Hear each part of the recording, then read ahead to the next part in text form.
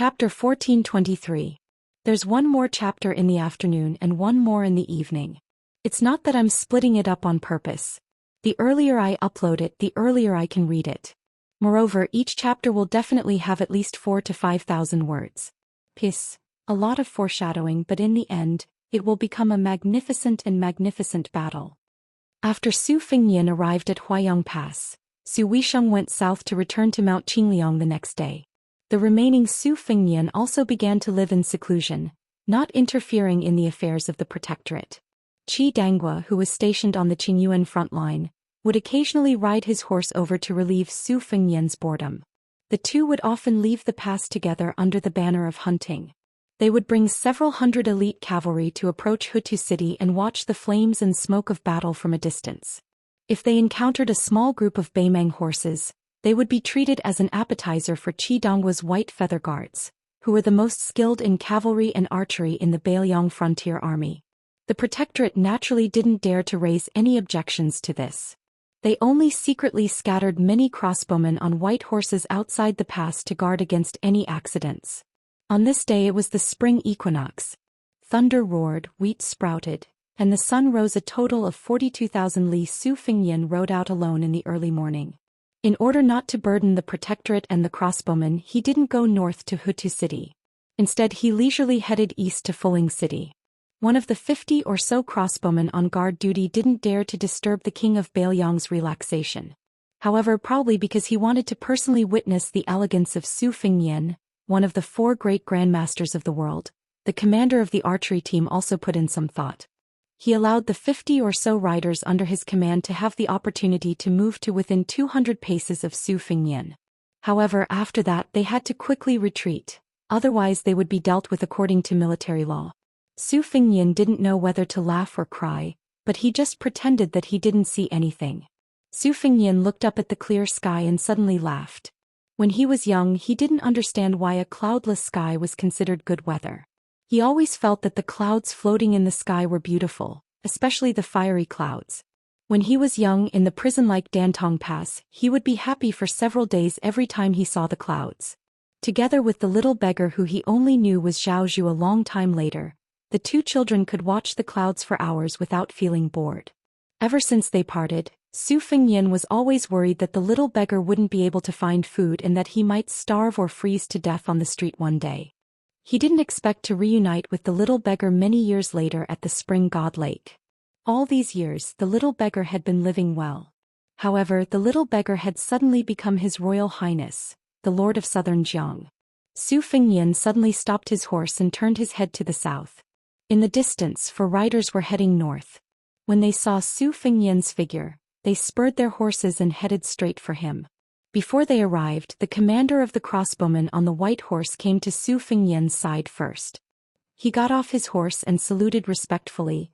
"Your Highness, the 4 riders should be Jianghu people who were selected by the Fish Dragon gang to join the army at the border. Do you want me to stop them?" Su Fengnian shook his head and said, "No, you can retreat to Huayang Pass first." The commander of the archery team accepted the order without hesitation. Although they were sent by the protectorate, it was obvious who was the most powerful person in Beiliang and who the 300,000 border soldiers should listen to. Moreover, who was the prince? Did he really need crossbowmen to protect him? However, after the sturdy commander mounted his horse, he said shyly for the first time, "Your Highness, if I may be so bold as to say, we've all heard about what happened outside Gourdmouth in Yuzhou. If there's a chance in the future, all of the crossbowmen in Liangzhou would like to fight side by side with your Highness." Su Fengnian smiled and nodded. The commander of the archery team patted his horse and left excitedly. He was someone who had spoken to the king of Beiliang. If he went back and told the commandant and those bastards, wouldn't they be jealous? After galloping for several hundred steps, the commander of the archery team looked back. Looking at the figure of the man and his horse, he thought, "Our prince is really the most romantic person in the world. He's also so amiable and approachable. If he were in the Central Plains, how many young girls would die for him?" The commander of the archery team immediately felt indignant. Although he had heard that Mount Qingliang already had 2 potential princesses who had not yet been officially married and had good reputations, it was still too few. Once the crossbowmen were far away, the 4 riders quickly arrived. When they saw Su Fengnian, The leader of the riders was a white-haired but hale and hearty old man. The old man with the sword on his back sized him up and asked with a smile, "Does little brother know where Huayang Pass is?" Su Fengyan smiled and pointed out the way for the old man. The old man cupped his hands and thanked Su Fengyan before he introduced himself. He had a heroic spirit of Jianghu. "I'm from Qingsong County in Jiangnan. My Jianghu friends have given me the nickname, Sky Drum. May I ask if little brother is like us, someone who has come to the Beiliang border to join the army?" Su Fengyan shook his head and said, "I'm originally from the border army. My father's generation has already settled down in Beiliang." The old man nodded and said, "I see. I've been rude." The old man smiled helplessly and said with some self-mockery, "It's not that I'm a chatterbox. It's just that the four of us are unfamiliar with this place. When I heard that the Beimang barbarian army of 1,000,000 was coming south to knock on the pass, I followed my father and master to Jibei when I was young and killed the barbarians beyond the Great Wall. Now I couldn't hold back my anger and heard that the Fish Dragon Gang, one of the top 10 gangs in the world, could recommend us outsiders to the Beiliang frontier army. So I brought 3 disciples to Beiliang. The Fish Dragon Gang only gave us 4 temporary travel permits and we suffered a lot on the way north." One of the young men with a long sword on his waist said angrily, "Master, when we met the Beiliang frontier army, they were confident in their combat power. What's the difference between the way they looked at us and the way they looked at the barbarians?" Su Fengyan's 3 trips to Jianghu were not in vain. He immediately understood the meaning behind it. It must be that this group of people relied on their martial arts and had a conflict with the Beiliang frontier army. Otherwise, they would not have used the prefix confident in their combat power. Instead, they would have directly pointed out the latter sentence. However, what Su Fengyan was curious about was that the Fish Dragon Gang had opened their doors to recruit people from Jianghu. This was originally instructed by Wu Tongyan and Fu Shuifeng. However, most of them were low-level masters who were opportunistic and could not survive in Liang Jianghu, so they fled to Beiliang to find a place to stay. There were only 16 people who were willing to go to Beiliang's border to join the army, and those who had some foundation in martial arts were clearly recorded in the Governor-General's office.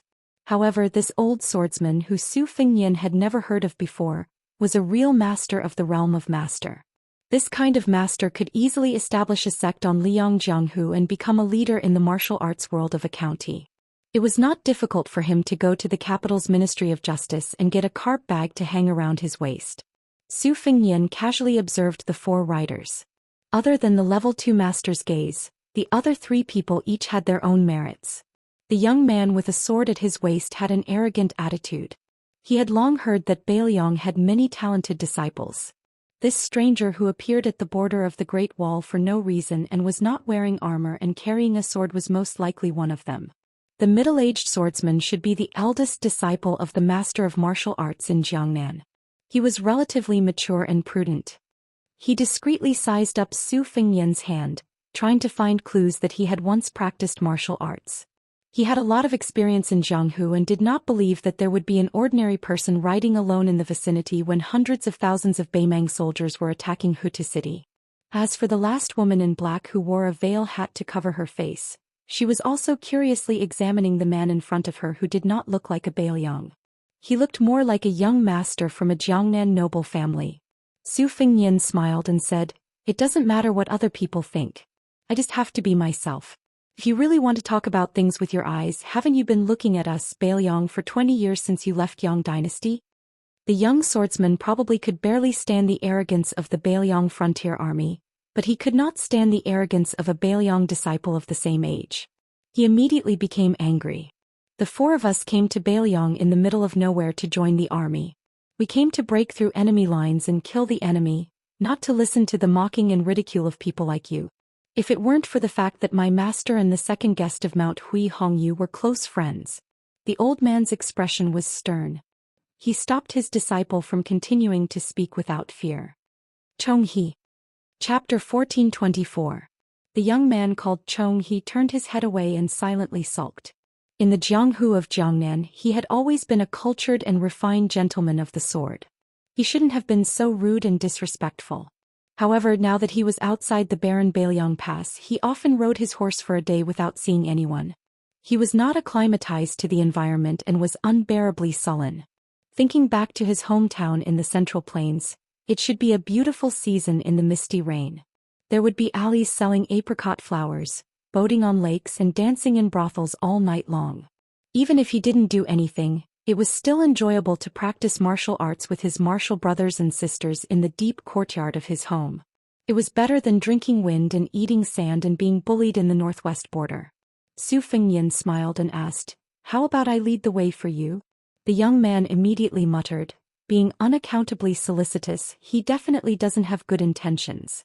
Isn't he still having bad intentions towards my sister?" The old man glared at his disciple who was shooting his mouth off. He then turned to Su Fengyan. Without being pretentious, he laughed heartily and said, "That's just as well. When we reach the Great Wall and hand over the travel pass, I'll definitely treat little brother to a few jeans of green ant wine. To tell you the truth, I have long heard of this wine. However, when I tasted it in the past, I don't dare to compliment it. I didn't think that now that I am in Bailiang, the more I drink, the more I can't put it down. I bought 2 pounds of wine at Longko Pass in Liangzhou and it was empty in less than 2 days. Now the wine worm in my stomach is revolting fiercely." The 5 of them traveled together. The old man and Su Fengyan chatted about Bailiang's local customs. They had a tacit understanding not to ask about each other's identities. It was a big taboo to talk about such things with strangers. However, the young swordsman quickly couldn't hold himself back. His voice was neither soft nor loud, just loud enough for Su Fengyan to hear. He said, "Sister, the founding emperor of the Great Feng dynasty once wrote a letter to the master of the grasslands. He said, 'To the north and west of Jizhou, the place where the bow is drawn is under your command. And to the south and east of Jizhou, the crown and belt are to be built by me. Tens of thousands of people will plow and weave, my subjects and lords will live in peace, and there will be no tyranny.'" The young woman's voice was gentle. "Senior brother, didn't you say that when you first entered Bailiang?" In front, Su Fengyan laughed and said, "This is for me, a Bailiang barbarian from the west of Ji province." The old man who was running side by side with Su Fengyan smiled knowingly. "Little brother, you're so magnanimous." Su Fengyan joked, "It's because I've been holding it in bit by bit. Otherwise, I would have suffered internal injuries." That young man named Chong, he was obviously seriously injured. Su Fengyan suddenly said, "The Hongyu you are familiar with, is it the Hongyu who recently became the deputy general of the Rouge Heavy Cavalry?" The old man hesitated for a moment then nodded. "That's him." Su Fengyan laughed. "Senior, you've already handed over your travel permit at the protectorate. You'll have to go south again for a while to the grave to find General Hong. At that time I'll ask someone to lead the way for you. Otherwise you really might not be able to see General Hong. It's not that we Bailiang are narrow-minded. It's just that General Hong's current position is very special. Not to mention you, even many of the Bailiang frontier army generals with real power can't easily see those heavy cavalry."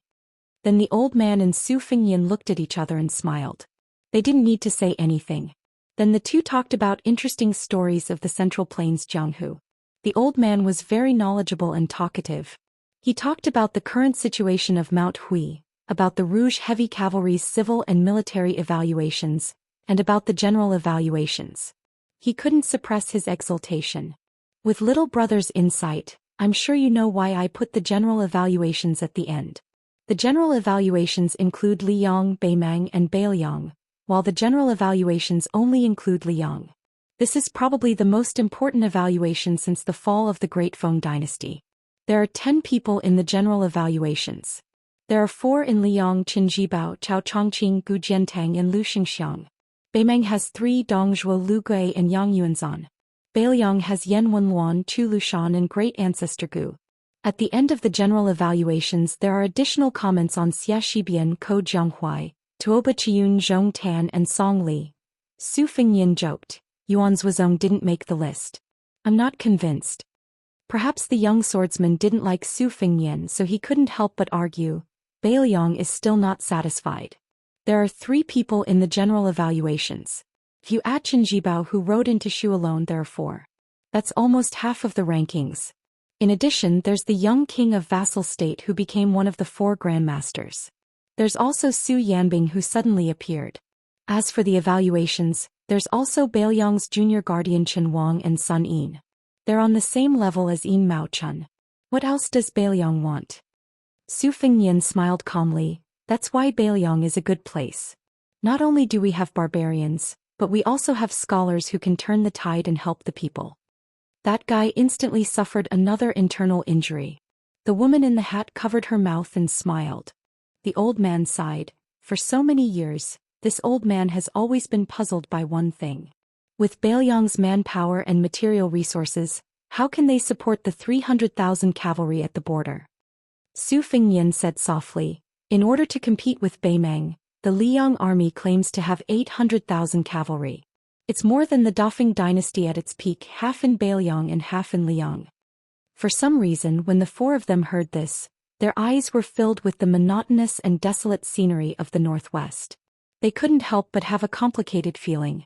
As they approached the Huayang Pass, Su Fengnian asked, Senior, if you didn't know Hong Yu, who was a general in Beiliang, would you still come to Beiliang? The old man was stunned and said calmly, Of course not. Su Fengnian nodded slightly. His expression didn't change. However, the old man soon smiled and said, But since Su Zhao's death, the muddled account of unrighteous spring and autumn has come to an end. I believe this old man isn't the only one who thinks this way. Many people of the older generation think the same way. Since that young man surnamed Su said those words in Tai and City, as long as they didn't have a blood feud with him, many of the knots in their hearts were untied. After entering Beiliang, this old man heard a lot of things and realized that many things were very different from what he imagined. In the future, he'll find time to write to his old friends in his hometown and tell them about a different Beiliang. It turns out that here there's also the sound of books, the sound of chickens and dogs, and when the old man said this, he couldn't help but laugh. There's also the wine cellar who makes me regret that I didn't come 30 or 40 years earlier. Su Fengnian said seriously, Cold women are just like the green ant wine that burns like fire in the mouth. Once you're addicted to it, it'll be hard to change to another wine in your life. The young man snorted and said, Then why did your king of Beiliang marry 2 women from other places? Su Fengnian was speechless for a moment. After a moment of silence, he turned his head and said helplessly, This time, I admit defeat because your swordsmanship is unparalleled. At first the young man looked smug. Then he put on a cold face. But soon the corners of his mouth curled up. When he looked at this abominable Beiliang sun again, he didn't seem so annoying. The Huayang Pass that appeared in the vision of the 5 riders was different from Hutu City and Liuyafuling. Since it was named Pass, it meant that one man could hold the pass against 10,000 men. It also meant that once the smoke of war rose, this place would become a battlefield for the military. Most of the passes mentioned in military books were like this. No matter the size, as long as one wanted to cross the border quickly, one had to take down these passes that were built on the roads and strategic locations. Only then could one drive straight in without any worries. On the contrary, there were many majestic cities and huge towns that looked very awe-inspiring, but once the battle began, they could very well circle around the city. There were many such cities in the Liang defense line, but this didn't mean that their appearance was meaningless. On the contrary, although their existence didn't have much of an effect in stopping the enemy's army, their existence itself was a type of deterrent. To the northern Mang, they were a type of chicken ribs. If they attacked, they would suffer heavy losses. If they circled around, their supplies would be in danger. However, all the cities were rooted and unmoving. Generals and military strategies were flexible. When the time came, it would depend on who was stronger and who was stronger. Beiliang was lacking in depth. The most tragic thing about it was that every inch of its territory was a place of death where blood would flow. Since Beimang attacked Beiliang with the power of the entire country, it was under the premise that Beiliang would force them to fight for territory inch by inch. They still had to rely on their national strength to crush them. At this time, Su Fengnian outside the Huayang Pass was a little worried. He wasn't worried about the aggressive Beimang army. Instead, he was thinking about the farmer's proverb that every second of the wheat in the spring equinox was worth 1,000 gold. He thought about how many Beiliang people would have a shortage of food this year. He thought about the children who were still in private school when he passed through the Tuma Pass. They would probably be even more envious of the thin skin but filled meat buns. At this time, the graceful woman with the hat on her head held back her shyness and quietly stared at the man whose name she didn't know. There was only one thought in her mind that made her embarrassed. If only he was the young great-grandmaster that she yearned for day and night. If only he was the king of Bailiang that many of her close friends in her hometown adored. When they heard that she was coming to Bailiang, many of the noble ladies who only knew how to do needlework, who were usually gentle and graceful, almost eloped with her. Her master laughed and said that this kind of scene that made all the men in the world beat their chests and stamp their feet was probably only seen many years ago when Li Chungang roamed the Jianghu with a sword. Now how many people didn't miss the beautiful women in Jiangnan? Chapter 1425.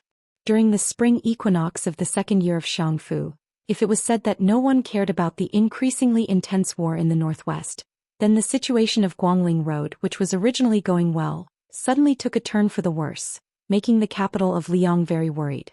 All of this originated from the young man at the western border of Xia. After the soldiers on the eastern front of Guangling had gotten used to Ko Jianghuai's mysterious movements, the main general Song Li slowly pushed forward step by step, continuously reducing the space for the West Chu army to perform. Not only did he take back all of the lost land, he also successfully instigated a number of West Chu officers who had rebelled at that time. He compressed the 20,000 infantrymen of West Chu's main force to the front line of Dangyin River and Crow Cry Valley. At that time, not only did Song Li's army have 30,000 Guangling Road infantrymen, there were also 8,000 elite cavalry who were good at fighting as a mobile force. In addition, Song Li had always been steady in commanding troops. No matter how one looked at it, it was a situation where victory was in the bag. The only problem was whether or not they could break into the old capital of West Chu before Lixia. But it was at this moment where victory was at their fingertips that the inferior Xiaxibian suddenly began to exert force, taking the initiative to attack. Afterwards, it was rumored that Song Li's cavalry moved out in full force, wanting to use several thousand cavalry to thin out the enemy's formation. Using the grassland nomadic cavalry's best move, the 8,000 cavalry were divided into 3 groups, and each group was divided into 5 horizontal groups. The nomadic cavalry was at the front and the elite cavalry was at the back. Facing the enemy's rear, the elite cavalry quickly passed through the gaps and charged forward, launching a projectile attack. Then, under the situation where the battle line was neat and tidy, the elite cavalry retreated and the light cavalry retreated in turn. But Xiaxibian only had 5,000 strong, heavily armored infantrymen, holding mo swords more than 10 feet long, to form a dense horizontal formation at the front. Ignoring the arrows, they advanced like a wall. When the shrinking Guangling cavalry had no choice but to launch a true charge, facing these heavily armored infantrymen who were like great halberds of West Chu, it was actually a phrase that made the officials of the Ministry of War of Tian City look at each other in dismay. Men and horses will be crushed when they meet them. Then the scattered remnants of the cavalry could only use their own infantry to circle out of the battlefield. What followed was an even more tragic infantry battle. Although the Guangling infantry, whose morale had hit rock bottom, did not retreat, it was still difficult to stop West Chu's advance. The main general, Song Li, did not hesitate to personally charge into the formation, leading 800 men to break through West Chu's mo sword formation. Even so, in the following battle, Xiaxibian, who had been jokingly called by the Liang imperial court before the battle, "Even the cleverest housewife cannot cook without rice," repeatedly mobilized troops that had been biding their time to enter the battlefield. There were less than 1,000 of them, but all of them accurately remedied a few dangerous situations. Song Li was not a mediocre general, fighting bravely. Twice, he led troops to within 100 steps of Xiaxibian's formation and was forced back by arrows. Afterwards, Xiaxibian used the thousands of cavalry hidden in ambush to charge into the formation. Song Li had long prepared for this. Even though the battle was at a stalemate, he still strictly ordered the cavalry that had suffered heavy losses not to enter the battle formation lightly, to support his side. He only allowed the cavalry captains to lead 500 cavalry to take turns killing the enemy. This was the only way to prevent the Guangling cavalry and infantry from collapsing in one battle under the charge of the 3,000 West Chu cavalry. The two armies of West Chu and Guangling fought from noon to dusk. Corpses were strewn all over the field. Xiaxibian's 20,000 infantry had suffered more than 15,000 casualties. When Song Li's 40,000 infantry and 8,000 cavalry finally retreated from the battlefield, there were less than 5,000 people left who could still fight. However, the truth that truly made the soldiers on both sides feel a chill run down their spines was that when Song Li took the initiative to retreat more than 10 li away from the battlefield, Xianxia sent out 3,000 light cavalry that seemed to have descended from the heavens. Meanwhile, the ones who stopped this cavalry from expanding their pursuit were the 5,000 ambushes that Song Li also wanted to use to win by surprise. The Liang Imperial Court. In the court meeting after the urgent memorials arrived in the capital, all heavily criticized Song Li, saying that he was muddle-headed in his use of troops and that he had a great advantage but was not able to control the situation. The emperor was furious and ordered Song Li to go to the capital to beg for forgiveness. However, in the small court meeting that only the central government officials met, Son of Heaven Zhou Xian was the first to praise Song Li. He said that he was not in the Guangling army, much less Song Li. The second in command of the secretariat, Zhao Yuling, even said that although Song Li had caused the Guangling war situation to deteriorate, because before Lu Xingxiang entered the border, Guangling temporarily had no power to fight on land. They could only place their hopes on Guangling Prince Zhao Yi's navy. However, in the end, they only lost a small battle to test the depth of West Chu's military power. At that time, the old general Yang Xianxia was also included in the small court meeting. He immediately knelt down and begged for forgiveness, sobbing silently. However, he did not absolve himself. Instead, he said that Yan Zhenchuan's death was the fault of him and the old soldiers of Ji province. The Emperor Zhao Xuan did not pursue the matter further. Instead, he comforted this old general who had brought shame to the imperial court. He even appointed his eldest son Yang Huchen, who had lost an arm during the Battle of Guangling, as the deputy general of Ji province, to lead the infantry of Jinan, who had been through hundreds of battles not long ago, to Ji Bei, to make up for his father's mistake. After the spring equinox, the 100,000-strong army of Nanjiang had arrived in Xianxia. Yan King Zhaobing fell sick along the way and had no choice but to let Crown Prince Zhao Zhu lead the troops. At the same time, General Lu Xingxiang and the old general of the same generation as Yang Xianxia and Yan Zhenchuan led the troops on two fronts, a total of 40,000 elites. They worked together with the Nanjiang army to pincer the West Chu rebels. Before this, the Liang Imperial Court seemed to have used a huge loss of 90,000 casualties and the death of a king to create the fame of Xia Shibian and Ko Jianghuai, these two young men of West Chu. At such a time, West Chu made a sound that shocked the world. After Su Shao, another king of the dynasty Qin Zhibao, wrote a letter to the capital, saying that he had raised 10,000 soldiers and could assist Guangling at any time. Although it was rejected by the Ministry of War. However, the imperial court was still shocked and praised him as the sound of spring thunder. It was enough to see the special position of the white-clothed war saint in the hearts of the people of Liang. It seemed that in Li Yang's eyes, those traitors of northern Liang, such as Qin Zhibao, the Confucian Grandmaster Yao Baifeng, the imperial relative Yan Jieshi, and Jean Lanting, who was now the assistant minister of the Ministry of Rights, were all particularly pleasing to the eyes of Tai and City. Within the Beiliang Governor-General House, Su Fengnian and Chu Lushan led a group of Liangzhou border generals to discuss the victory of Xia Shibian and Song Li. This was perhaps the only entertainment of the Beiliang generals during wartime. Huayang Pass Lieutenant Huang Laifu's words were full of disdain. Didn't this Xia family kid learn his military tactics from us? In areas where the battle lines are not fully spread out, he secretly accumulates strength and throws it into the battlefield in batches at critical moments. Our Beiliang frontier army's most observant lieutenants all know this. The only thing he can take out is the MO sword array that he learned from who knows where. But it is still alright to deal with the Guangling cavalry, but against our cavalry, it is the same as the West Chu great halberd warriors of the past. Su Fengnian said, after all, this is the first time since the spring and autumn period that a cavalry on foot has been used. No matter how strong Song Li's cavalry is, we should get a feel of it. Do you have the detailed layout of the MO sword formation? As always, Chu Lushan was looking at the various geographical details on the sand table. Hearing this, he raised his head and smiled. I'm still waiting for news from Fu Shuifeng. However, based on the rough losses on both sides, Xia Shibian's MO sword formation should be much more complete than the great halberd battle formation of the past. I believe that Gu Jiantong's Tu Liao side will soon be popularized, and he will have to ask for a large sum of money from the Lion of the Ministry of Revenue. The sturdy commandant from Qingyuan Army Town frowned and said, based on the spy report, Xia Shibian and Song Li are not of the same mind. They are both shrewd and cunning and are very cautious and bold in their use of writing. In the past I've only heard that Ko Jianghuai of West Chu is adept at long-distance raids without regard for the strength of his legs. Even if his overall strength is less than the enemy's, he can still fight with many on the battlefield. Furthermore, he has never defended or besieged a city. He fights as if his infantry can be used as cavalry. It's very chewy.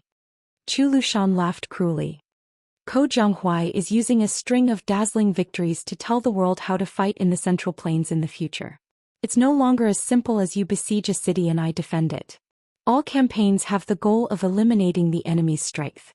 If you hide in the city like a turtle, I'll find a way to force you out of the city to fight. If you have a large number of troops coming out of the city, I won't fight first. I'll find the right opportunity to defeat you once again.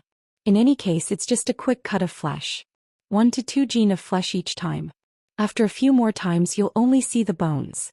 If Great Ancestor Gu's suggestion of fighting outside the city for the first time was enough to broaden the horizons of the military strategists of later generations, then Ko Jianghuai's novel way of fighting is a perfect extension. It can probably be called fighting outside the city to weaken the meaning of the city to the greatest extent. If used well, one can seize the initiative everywhere. Of course, when I was fighting in the hinterland of Beimang, I was already playing like this. It's just that the spearhead wasn't aimed at Liang, so those court officials didn't know how to feel pain. Luya rubbed his chin and said, Guangling Dao finally has a general who understands military affairs like Song Li to support them. That emperor of Liang must have been kicked in the head by a donkey. Just like that, he took him to Tai-Hin City to denounce him? It's obvious that Zhao Yi's navy will also be eaten by Cao Chongqing. Chapter 1426. Su Fengnian shook his head and said softly, purely from the Battle of Guangling we shouldn't have touched Song Li. But looking at the overall situation, the imperial court's actions that seem to be destroying their own foundations are actually of the same origin. Back then, the spring and autumn 8 kingdoms were destroyed and the generals were given out. Now the Zhao family wants to gather all the military power in the world so that they can deal with the future war with Beimang. Yang Xinxing and Yan Zhenchuan and the private armies under their command quelling the rebellion were one side of the matter. The Tongxi sword Immortal Liu Baijie, the Southern Expedition Commander-in-Chief Lu Xingxiang, the Longxiang General Su Gong, the Western Liaoning General Tang Taizuang, and the current Song Li, these people entered the capital one after another to become officials. The imperial court intentionally allowed West Chu to revive the country. Other than not expecting West Chu to give them such a big show of strength from the start, everything else happened as expected. Even the king of Yen sending 100,000 troops up north to support was arranged long ago. Don't look at how West Chu cleared out the Guangling battlefield in one go. In reality, he was just helping the imperial court to kill more people. In the end, the imperial court is using this to weaken the vassals and suppress the power of the local generals. It can be considered an open conspiracy. After Luya had cursed the 2 emperors of the Zhao family for not being good people, he immediately smiled at Su Fengnian and said, Your Highness's way of looking at problems is indeed different from us. It's a tall building. What's a tall building? Huang Laifu hurriedly said, Tall building, his mother, I forgot about it. Chu Lushan rubbed his forehead, feeling a little embarrassed. Su Fengnian smiled and said, From a strategically advantageous position. The 2 captains said in unison, Yes, from a strategically advantageous position. Then they each praised, Your Highness is extremely talented. Your Highness is very knowledgeable. Our Bailiang Protector General's eyes seemed a little melancholic. Su Fengnian joked, That's enough, flattery is not suitable for you guys. You guys should just lead your troops into battle. In the future, when we win a great battle, I can flatter you guys without a problem. The entire hall burst into laughter. After Chu Lushan returned to the sand table of northern Liang and finished discussing the arrangements with the generals, Su Fengnian walked toward Chu Lushan's residence. After Su Fengnian walked into the cramped courtyard, he said emotionally, It's been hard on you. Habitually, Chu Lushan bent over and said with a smile, Although Lu Chua has been living a luxurious life all these years, back when she was so poor, she would be overjoyed if she could have a hot steamed bun to eat. Later on, she joined the Su family's army. That was how she gained this fat bit by bit. Wang Yi might not believe it, but Lu Chua was once as thin as a match. Her entire body added up to about 120 caddies of meat. But at that time her flesh was firm and she could endure hardships. Su Fengnian really didn't know about this. He looked at Lu Qiu, who was as fat as a mountain. I can't imagine what you looked like when you were thin. Chu Lushan sighed. That's right. Even I almost forgot about it. Su Fingyan had specially brought those 2 jars of chess pieces today. Chu Lushan had someone find a finely made Torreya wood chessboard. The two sat across from each other after not seeing each other for a long time. Su Fingyan played white, Chu Lushan played black. They started the game. Su Fingyan lost. Chu Lushan finally won. Because Chu Lushan had waited for so many years. Finally, he didn't have to deliberately go easy. Sitting cross-legged on a large embroidered stool, Chu Lushan looked dazedly at the chessboard. He sighed and said, "Today I finally know the true depth of His Royal Highness's chess skills." It turns out that Lu Qiu was going easy on him back then, and His Royal Highness had never worked hard. Hearing the somewhat unfamiliar title His Royal Highness, Su Fingyan became absent-minded for a moment. He sighed and said, "I sent people to Qingzhou to find Lu Su, but the result was disappointing. Lu Su told me that he would rather go to the capital than come to Beiliang." Chu Lushan grinned and said, "Everyone has their own aspirations. You can't force them." Su Fingyan grunted and said helplessly, "I heard that Su Xiao had captured many scholars of the spring and autumn period, but most of the people he liked weren't willing to work under him. He could only let them go." Chu Lushan smiled awkwardly and said softly, "Foster father did let them go, but many of them were secretly killed by Lu Qiu, afterward. Among them was the elder of Yuan Baixiong's best friend." Su Fingyan didn't know whether to laugh or cry. "No wonder second brother Yuan said he wanted to light your sky lantern." Chu Lushan chuckled. "Unlike Mr. Zhao, I came from a poor background like Mr. Li. I was born to be at odds with aristocratic figures. I don't have Mr. Li's magnanimity. Back then when I saw those arrogant fellows I couldn't wait to chop off their heads. Now that I think about it, I should have been more lenient and killed fewer people back then." Su Fingyan was speechless. Chu Lushan twirled a cool chess piece between his fingers and said, "Putting aside the officials of Spring of Eternal Hui, Tang Shi Sword Immortal Lu Baijie, head of the Secretariat Qi Yonglong, Imperial College's Left Chancellor Yao Baifeng, Dongyuan Pavilion's Grand Scholar Yan Jieshi, Southern Expedition Commander Lu Xingxiang, Dragon General Su Gong, and so on. These people were invited by Zhao Dun to the capital to fill the vacancy after the collapse of Zhonglu. As for Song Kelly and the others, they were chess pieces that Zhao Dun deliberately suppressed when he was alive, so that the next emperor could show his majesty. Then Assistant Minister of the Ministry of War Tang Taishuang, New Chess Saint Fan Chong Ho, Guangling Sex Song Li Junior Guardian Chen Wang, Ji Province's General Yuan Tingshan, Sun Yin, and Lu Su are the newcomers, cultivated by the new Emperor Zhao Zhuan himself. Chu Lushan sneered. "Apart from the unreasonable moves against our Beiliang, the other moves are all in line with orthodox chess theory." Su Fingyan sighed emotionally. Zhao Dun must have thought it through carefully before choosing the fourth Prince Zhao Zhuan and not the first Prince Zhao Wu. We can't deny this. So far Zhao Zhuan has done a flawless job. Chu Lushan suddenly looked at Su Fingyan with a playful gaze. Su Fingyan rolled his eyes. "Don't get the wrong idea. There's nothing between me and that empress. Do you think that the imperial family of the Zhao clan is blind? Besides, it's not like you don't know that Yan Donggu and Li Fujian are the same. Both of them ignored me back then. To be precise, they saw me as an enemy." Chu Lushan smiled mischievously. "Lu Qiu is just thinking about what's good for her." Su Fingyan scolded with a smile. "Do you really think all the women in the world should like me?" Chu Lushan put down the chess piece and stretched out both hands, saying with a righteous expression, "Your Highness, you don't know, but there are at least 8,000 if not 10,000 young ladies from influential families in the Central Plains who are in love with you." Chu Lushan said leisurely, "There's nothing we can do about it. In the 100 years of the Jianghu, there might be quite a few people with peerless martial arts, but there are very few who are handsome and elegant. Counting them, there's only old sword god Li Chungang. Wang Xinji, that old geezer. Toba Bodhisattva, a northern barbarian. Dong Tai. It's true that his swordsmanship is profound, but it's a pity that he can't get past his appearance. Originally, Qi Xianzhu and Chao Chongqing could each be counted as one, but one was a Taoist immortal who never entered the world, and the other was a bookworm who only wanted to restore his country. So only your Highness lived up to everyone's expectations." You went to Liang Lake twice and had countless interesting stories. You also went to Tai and city and became the Grand King of Bailiang. You even killed Wang Xinji, and there were countless rare calligraphy and paintings that you identified as fake, circulating in the capital and Jiangnan.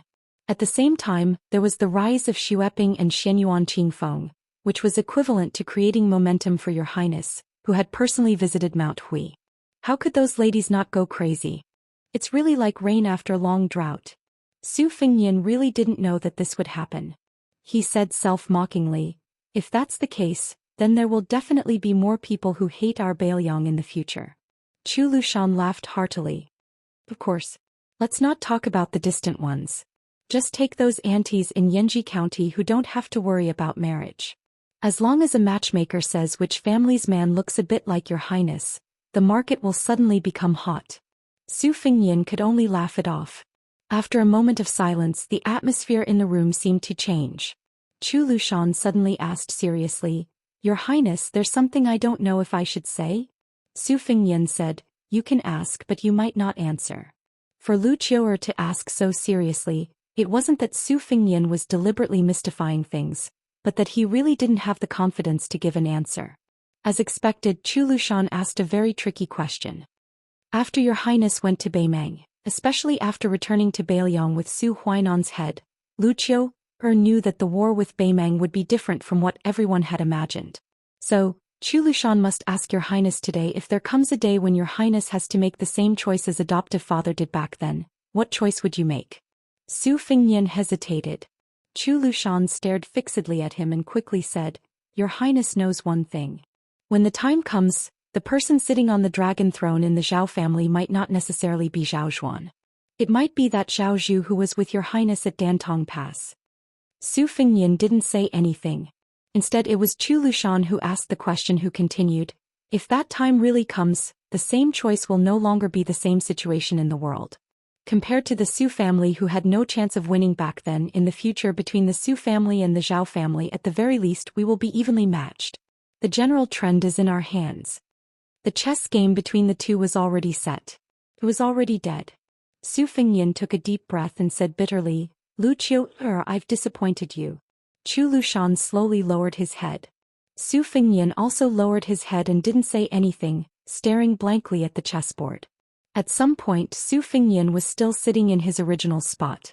Chu Lushan had already stood up and walked over to Su Fengnian's side. With some difficulty, he bent down and reached out a hand to gently rub Su Fengnian's head. He said softly, Although I'm very disappointed that I didn't hear the answer I wanted, Your Highness. You might have forgotten, but His Royal Highness, when you were young, out of all your adoptive sons, you were the closest to that silly Lu Qiu'er. I, Lu Qiu'er, have always been proud of this, happier than winning a battle. If there comes a day when Lu Qiu'er, who has been alone since childhood, has to give up his 300 caddies of fat on the battlefield, don't be sad. If I, Chu Lushan, have a family in this life, then it's worth it. Chapter 1427. Huda City was a nail that Beimang's army had to pull out when they went south. Huda City was huge and lofty. It was known as no other place in the border, no other place in the northwest. It was 4.5 li long from east to west and 5 li from north to south. Bailiang's road took 6 years to build. It was said that half of the dynasty's northwest was used up.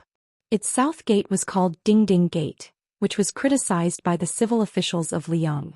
Just on the north side of the Tiger Head City, there were 12 winches and 12 crossbows with 7 crossbows. The arrows were as big as the rafters of a house, with iron leaves as the feather. The arrows were as fast as thunder, and could reach as far as 700 paces away. At the end of the spring and autumn period, when Gu Jiantang attacked the old southern Tang, he used these crossbows to shoot through the southern Tang Navy's large turreted ships to show the military power of Liang. If it wasn't for these giant ballistae intimidating and restraining them, if northern Mang's infantry were allowed to wantonly push forward the siege weapons, Tiger Head City's defenses definitely wouldn't have had enough strength to spare. Using more than 1,000 stone catapult carts of various sizes to attack a single city, this was something only a madman would do. In history, this had only happened once during the middle stages of Great Feng Dynasty's decline. The city that suffered disaster at that time was precisely Great Feng Country's capital, whose scale wasn't inferior to Great Peace City. Of course, Although Beimang's central line had the same number of catapults, the only difference was that the weight of the catapults was 20 to 30 jin more. Therefore, overall, the power of the catapults was far less than that of the attack in the middle of Defeng dynasty. Huta City was easy to defend and hard to attack. It also had Liuya and Fuling to help restrain Beimang, so that Huta City wouldn't follow in the footsteps of Xiang Fan's 10 years lonely city. In addition, there were 6,000 cavalry in Huta City that could take the initiative to attack at any time. They could also coordinate with the elite cavalry of Liuya and Fuling. The defense line of Huayang Pass was also less than 100 li away from the front line of the four towns. All of them were elites of the Bailiang frontier army who dismounted to defend the city. If it wasn't for the fact that Northern Mang's central line of defense had sufficient military strength and possessed an absolute advantage in numbers, Northern Liang would have launched a large-scale cavalry battle at any moment. Therefore, in the spring of the second year of Xiangfu, Huta City became the only main character, attracting most of the attention from both sides of Liangmang. After the Bailiang Protectorate, or perhaps one should say Su Fengnian, personally decided to defend Huta City to the death for a year, under the leadership of Deputy Administrator Song Dongming and Liangzhou Provincial Governor Tian Peifeng, more than 10,000 infantrymen were sent to Liuya and Fuling, two towns within Liangzhou. Of these, 4,000 were youths from Liuzhou, carrying a large amount of equipment and supplies. They traveled north, and under the strict escort of the White Feather Guards personally led by Qi Dangua, they entered the two towns. For this reason, Beimang symbolically sent out 20,000 cavalrymen to bypass Hutu City and try to intercept them. However, in the end they didn't fight to the death with the White Feather Guards, and only two small-scale battles broke out. After this, Beimang should have guessed Bailiang's strategic intentions, and increased the intensity of the attack on Hutu City. Their siege techniques were mainly derived from the gourd mouth of Yuzhou. However, compared to the simple and crude attack on Hutu City, Beimang attacked Hutu City with a lot of new ideas. In addition to the catapults, the craftsmen of the southern dynasties also created a large number of toad carts for Beimang to fill up the trenches, and flying towers for archers to shoot from high altitudes and destroy the battlements on the city walls. They also tried to build a mountain near the city, and even sent cave masters to explore the terrain, digging tunnels day and night to collapse the city walls or to enter the city. For this reason, Hutu City made all kinds of responses. Beimang's infantrymen were unafraid of death. They rushed forward, wrapped the soil with straw and branches and threw it into the trenches. Hutu City shot the red-hot iron balls into the trenches and into the crevices of the straw. In the end, the ashes and soil only increased by a few inches, which was far from Beimang's expectations. Hutu City dug trenches inside the city walls and used fire to attack the trenches. Nearly 1,000 Beimang soldiers suffocated in the trenches and died miserably. Tiger Head City had long been prepared for the continuous assault of Northern Mang's 1,000 catapult carts. Lu Jinu's plan was meticulous. He had long ordered people to prepare more than 400,000 earthen blanks, using them to reinforce the city walls before the battle. Even though they were not as sturdy as the original city walls made of rammed earth, they made the catapult carts that Northern Mang had originally used to obtain victory merely look like decorations. When Beimang used the stupidest method to turn the soil into a mountain outside Hutu City, Lu Jinu used his own method to counter Beimang. He dug a tunnel to hollow out the foundation and sank thousands of Beimang's enemy soldiers. When the mountain collapsed and the earth cracked, dust flew everywhere. Even the Huayang Pass Governor-General House could see it. Even Chu Lushan, who rarely praised others, could not help but exclaim, "Lu Jinu is good at both offense and defense."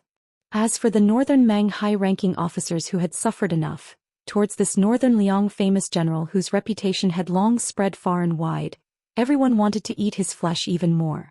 After Liuya and Fuling each obtained 5,000 infantry to help defend the city, the light cavalry of the two towns could completely let loose.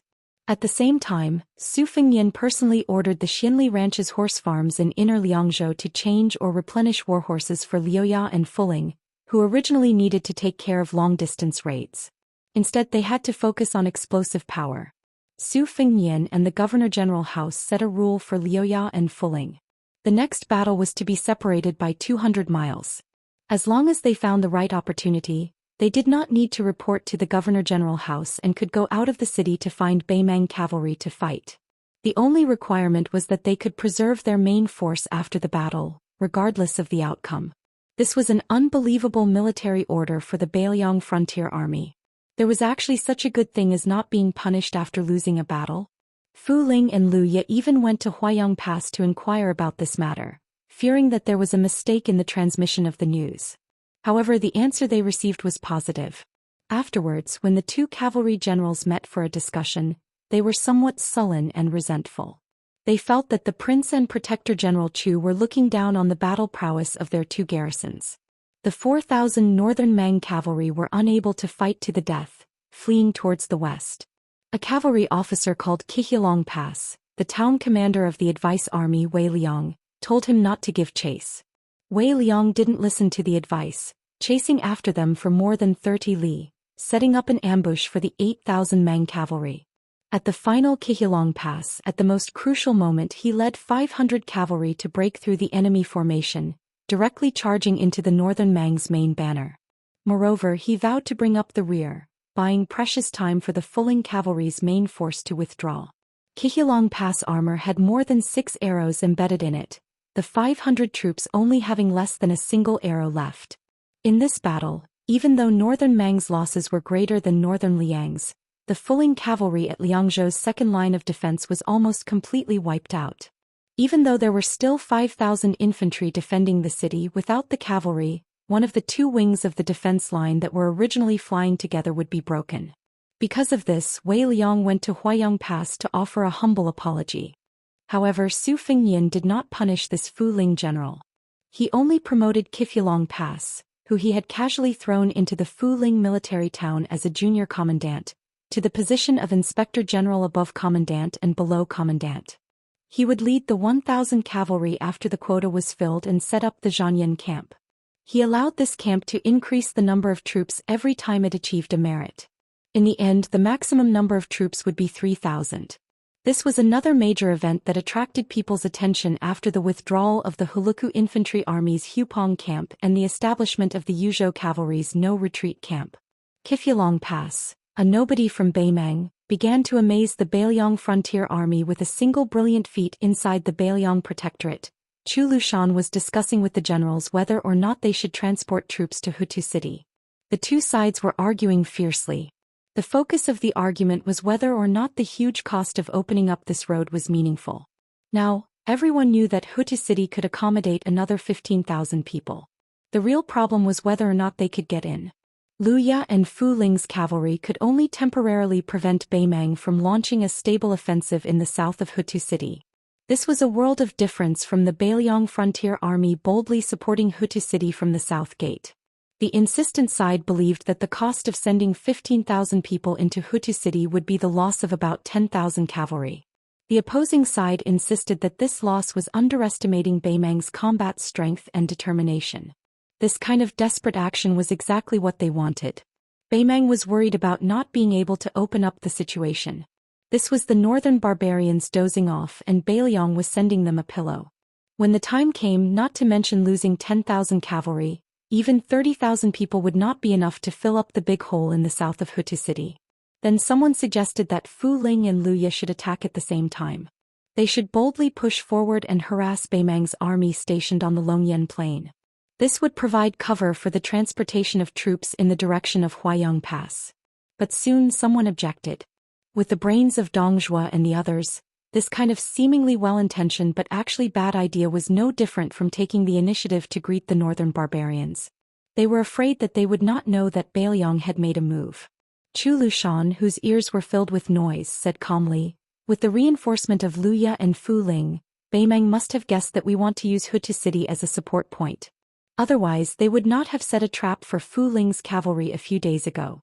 Therefore, Beimang is now guessing when we will support Hutu City, not if we will support Hutu City. There is no doubt about this." When Chu Lushan opened his mouth to speak, the whole place immediately fell silent. Every one of the unruly generals of the border army naturally pricked up their ears to listen attentively. Chu Lushan continued in a neutral tone, "Then we will strive to find a time when they will not expect to do this. If there is no such opportunity, then we can only not do it. Everyone, Hutu City must be defended. But don't forget why we are defending Hutu City in the first place. We are defending Hutu City not for the sake of defending, but to protect our line of defense in Liangzhou as much as possible. As for the matter of exchanging troops, it is meaningless even if one of our border army's lives is exchanged for 2 Beimang barbarians. Of course, during this period we can take the opportunity to lure a few Beimang cavalry away from the main army. We can even directly place 15,000 soldiers behind Huayang Pass and not move. However, we can mobilize all the troops on the front line of the grave and launch a large-scale battle that Beimang will never expect. After winning, we can retreat. Chapter 1428. At this point, Zhou Xian tapped his own head with a finger and said with a fake smile, Hutu City has Lu Jinu. He will defend the city well. Everyone other than our 2 legs, we still have the 4 legs of our war horses to help us run. Don't go down a single path. In the end, right now we and the Northern Mang army are just staring at each other in the area of Hutu City and Huayang Pass. Both sides are scheming against each other, and the only thing left to do is to see whose Dao arts are more unexpected. Although there was no clear conclusion on the matter of Hutu City's reinforcements, after Zhou Xian spoke, the generals present had no more objections. After that, Zhou Xian accompanied Su Fengnian for a stroll around the Governor-General Manor. Zhou Xian sighed softly and said, What a pity.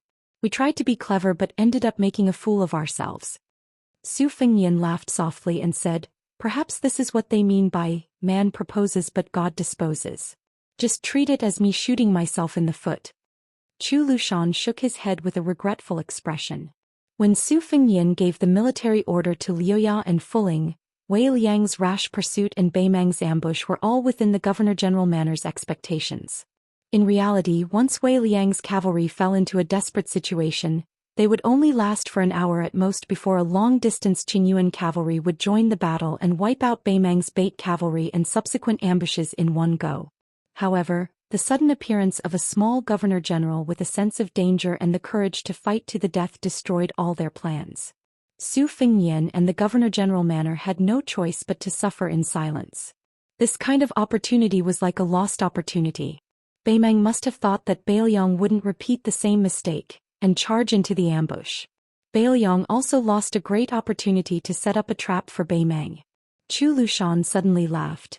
The Ministry of War in the capital finally remembered to ask us about Beimang's attack. Su Fengnian sneered, Just ignore them. If those guys at the border of the Ministry of War dared to go to Gourd Mouth of Yuzhou Province or come to Huayang Pass, I wouldn't stop them from watching the battle. Now that they've *ket off, there's no such thing as lying down and enjoying a good life. Zhou Xian nodded, taking a bit of joy in his misfortune. That mad dog Yuan is now in a difficult situation. Wang Jingchong and Great Ru Shiwei, these 2 generals, have given him a great victory with both hands. Right now, the entire court is looking down on Northern Mang's military strength with disdain. Yuan Tingshan has also become Ji Province's general as he wished. I reckon that Gu Jiantang really wants to hack this son-in-law who only cares about his own promotion to death. The more vulnerable Northern Mang's easternmost battlefront is, the more difficult it will be for our great General Gu to obtain money, provisions and weapons from the Ministry of Revenue and Ministry of War. When the 2 Liao brothers said that they wanted to build a 6,000-man Modeo infantry formation, the Minister of Revenue didn't say anything, but the Assistant Minister gave a straightforward answer. I have a life but I don't have any money. Su Fengnian sighed. Looking back now, when Yuan Guo was promoted from the Ministry of Rights to the Ministry of Revenue, which was in charge of the imperial court's purse, it seemed that he was favored by the emperor, but in fact he was not. Zhao Zhuan's real trusted subordinates were the Ministry of Rights, followed by the Ministry of Personnel and the Ministry of War. The Ministry of Revenue was only slightly higher than the Ministry of Punishments and the Ministry of Works. When it rains, it pours. Later, Yuan Guo made another mistake when he stood on the side in the small imperial court meeting. The only suspense was whether he or Lu Baijie of the Ministry of War would leave the 6 ministries earlier. Zhou Xian sneered. In the end, it's because the new emperor doesn't trust Gu Lu's disciples from the bottom of his heart. When he changed the Liang edition, he was testing Yuan Guo and the others. Isn't there a rumor that he's going to set up Jidushi deputy governors in the vassal territories? I reckon that Lu Baijie and Yuan Guo will both have to get out of Tai and city. One will go to Nanjiang to discuss the king of Yan, and the other will go to a newly established vassal. Su Fengnian nodded. there will definitely be someone in Nanjiang. Most likely it will be Tongshi Sword Immortal who disappointed Zhao Zhuan greatly and didn't see him as one of his own. Yuan Guo will be relatively better. He will probably go to the King of Han who has always been at odds with Zhao Zhuan. If his performance is good, Yuan Guo will have a chance to return to the center of the imperial court. Liu Baijie, on the other hand, will definitely have the fate of moving around in the local areas for the rest of his life. Moreover, without the Minister of War, there is bound to be a series of promotions and changes. The imperial court will also be able to appease some of the local generals, killing two birds with one stone. After all, the posthumous title is only given after death, but the official position in the Ministry of War is real. Chu Lushan sneered. Apart from the chaos in the imperial court when the Zhao family of Liang was in a remote corner, there hasn't been such a dazzling upheaval in many years. Su Fengyan shook his head and said, "Actually, it's not quite the same. The chaos now is only seen as a mess by the common people. In fact, there is order amidst the chaos. The officials in the capital all know what to do." Chu Lushan nodded and said, "That's why Qianglong still has some skills. No wonder he's the old guy that Zhao Dun used to replace Bai Yan." Su Fengyan chuckled softly and said, "Zhao Zhuan is willing to put Tantanon in an important position. This proves that this young emperor who is busy using his but to warm up the dragon throne hasn't lost his mind." Chu Lushan and Su Fengyan had unwittingly walked to the corridor of the yamen where Yu Wandao had once worked. The two of them stood under the eaves, one with his fingers crossed and the other with his hands tucked into his sleeves. These two most important figures in Bailiang standing side by side like this looked rather comical. Chu Lushan gently exhaled and watched the mist slowly dissipate in front of his eyes. He said, "The Yuzhou cavalry has produced Yu Wandao, and Shaguang City has produced Lu Haojian who has repeatedly performed meritorious deeds. Now Liangzhou at least has a Chifu dragon pass. This is a good thing. I'm just waiting to see which of the 100,000 refugees in Liuzhou will emerge first. And that Hong Yi seems to be pretty good. His temperament is a bit like Huang Fuxi's. This kind of person is born for chaotic times." Su Fengyan helplessly said, "Beimeng also has people like Zhong Tan. In the future they will also gradually surface in the general trend." Chu Lushan was just about to speak when a commandant of the White Horse Guard suddenly strode into the courtyard, his expression somewhat strange. He cupped his fists and said, "Your Highness, Protector General, there's someone requesting an audience. He claims to be Guangling Circuit's Ko Jianghuai." Even Su Fengyan and Chu Lushan couldn't help but look at each other in dismay. What kind of play was this? Chu Lushan smiled and asked, "Are we going to welcome him with open arms, or are we going to ignore this famous general of West Chu?" Su Fengyan said to the White Horse Guard, "Bring him over." Very quickly, a tall and sturdy young man appeared in their field of vision. This also seemed to be tantamount to brazenly barging into the field of vision of the entire Bailiang frontier army. Ko Jianghuai, who had entered Bailiang Circuit alone, didn't carry a sword or saber. He also didn't have the scholarly air of a scholar, and he wasn't even as refined as many scholars who traveled to Liangliang. Instead, he seemed more like a local scholar of Bailiang. He looked like the kind of person who had read the sages and could ride a horse to kill enemies. Ko Jianghuai shot a glance at the Protector General, who was indeed difficult to not notice. Then he stared at Su Fengyan and got straight to the point.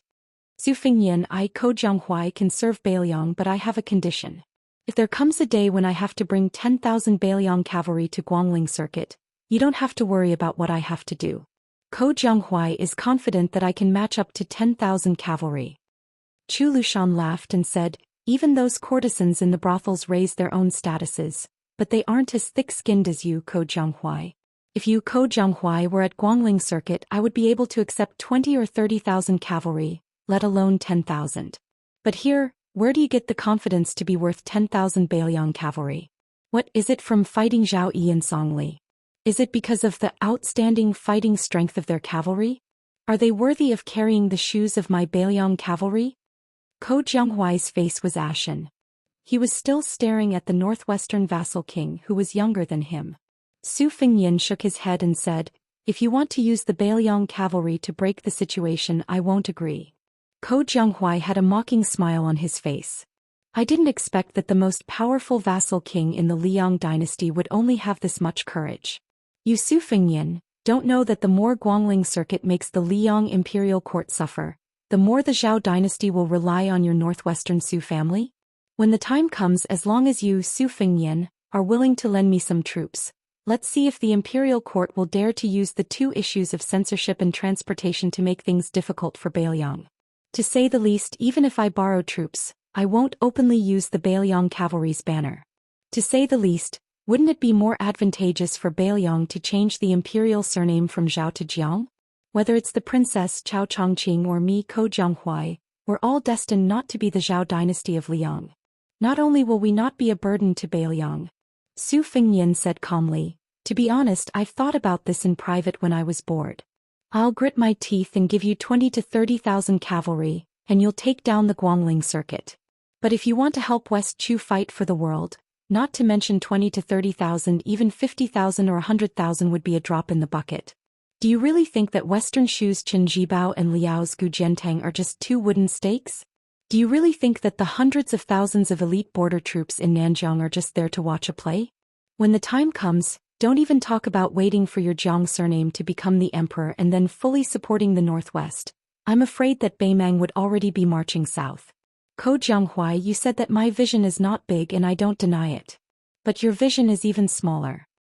Su Fengnian held back his laughter and said, moreover, your clumsy persuasion, especially this method of not giving up until you've shocked people to death, really isn't very clever. When I, Su Fengnian, roamed Jianghu in the past, I pretended to be a fortune teller and pretended to be a ghost. Every time I could at least swindle some copper coins. As for you, don't even talk about 10,000 cavalry, you can't even bring one out of Bailiang. Chu Lushan laughed uncontrollably. Ko Jianghuai didn't show any anger from embarrassment. On the contrary, he looked somewhat regretful and relieved. This young man stood silently in the courtyard, appearing somewhat lonely and bleak. Su Fengnian walked down the steps and asked, do you know why Chao Chongqing didn't let you lead the troops? Ko Jianghuai said in an indifferent tone. He felt that I was only a talented general, not a talented commander. He felt that I should be able to see the distant Tai in city and not the gains and losses of the Guangling Circuit. This time it was Su Fengnian's turn to be surprised. He asked curiously, then what were you thinking? Chapter 1429. Ko Jianghuai calmly replied, I only know one thing. With the strength of West Chu itself, so what if we attack Grand Peace City? Chu Lushan clicked his tongue in wonder. Kid, you're not stupid either. It's just that compared to the cautious and conscientious Xie Shibian, your Ko Jianghuai's appetite is even bigger. Ko Jianghuai gazed at this small mountain, and asked back, as a general, between the Su Shao who suffered defeat after defeat, and the Yi Baikue who won every battle and was only defeated once in his life, who would you choose? Chu Lushan nodded. That makes sense. Ko Jianghuai laughed self-deprecatingly and then he turned around and left. Su Fengnian did not make a sound even after he had left the courtyard. Chu Lushan whispered, are we really going to let this flood dragon slip away? Su Fengnian softly replied, compared to Ko Jianghuai, I still admire the hard-working Xie Shibian more. Chu Lushan grunted in agreement. Xie Shibian is easy to use, but it's hard to say about Ko Jianghuai. Su Fengnian suddenly yelled, Ko Jianghuai, come in. You're walking so slowly out of the courtyard, who are you trying to impress? Ko Jianghuai really did turn around and appear at the entrance to the courtyard. Su Fengnian laughed and said, how many Bailiang cavalry you can take away will depend on your own ability. Starting from today, not only Huayang Pass, but also the cavalry in Liuya and Fuling towns will be under your command. Excluding Bailiang's losses, however many Beimang soldiers you can kill, I'll give you any cavalry other than the Great Snow Dragon cavalry and 2 groups of heavy cavalry. But let me say this first, those cavalry troops are not for you to use to attack Tai and city. They are just helping you to preserve some of West Chu's vitality. Then you have to bring everyone back here.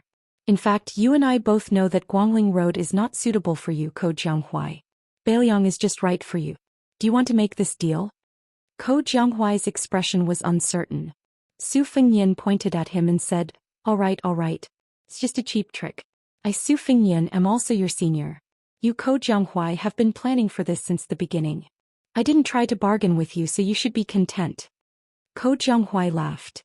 I'm not good at acting, but you, Su Fengnian, shouldn't take advantage of us for granted. Once West Chu is defeated, it's over. Can you really abandon our princess and not save her? Won't you still have to lead your troops to rescue her? I'm just helping you find a way out. Su Fengnian nodded seriously and said, well, it seems like neither of us are good people. Chu Lushan looked at the sudden turn of events and was somewhat speechless. Young people these days. Ko Jianghuai, who was covered in dust, said indifferently, is there a place to sleep? I'll sleep for a day and a night first. As for leading troops to kill Beimang barbarians, I'll talk about it after I've had enough sleep. Chu Lushan laughed and scolded, you're the boss. After Ko Jianghuai was led away, Su Fengnian looked up at the gray sky and fell into deep thought. After walking down the steps, Chu Lushan did not say anything to disturb him. He stood quietly to the side and closed his eyes to rest. After a long while, Su Fengnian said slowly, even if Ko Jianghuai uses an alias, it's still hard to say what the pros and cons will be in the future. Chu Lushan was somewhat puzzled. We don't have to worry about the imperial court. The current situation is pretty much the worst. One Ko Jianghuai can fight against 10,000 cavalry. Actually, that kid isn't bragging. There's Zhou Kong and great ancestor Gu overseeing the front line at Qinghe Tomb, so there's nothing to worry about. But if there really is a big battle at Huayang Pass, Huang Laifu and the others won't be able to handle it, so I'll have to personally take the field. With Ko Jianghuai we'll have a much easier time. Why do you say that? Su Fengnian said bitterly, maybe I'm thinking too far ahead. Chu Lushan quickly understood and sighed, it's a bit far. But distant water can't quench a present thirst. Su Fengnian nodded and laughed, that's true. Let's use Ko Jianghuai to deal with the urgent situation first. Chu Lushan hesitated. Su Fengnian patted his shoulder and walked out of the courtyard. Chu Lushan stood in place and muttered to himself, is it because he's afraid that I, Chu Lushan, will really throw 300 caddies of meat onto the battlefield that he agreed to let Ko Jianghuai stay behind? Qingming festival was approaching. At this time of year there was no rain in Bailiang. The morale of Bailiang Road was also stabilizing. Liangzhou's Hutu city was as stable as Mount Tai, and Xiaoguang city, which was on the verge of collapse, was also defended. The youths of Liuzhou entered the border army one after another, and a general with the surname Ko suddenly appeared above the heads of the two towns of Liuya and Fuling. In name he was the deputy general of Liangzhou.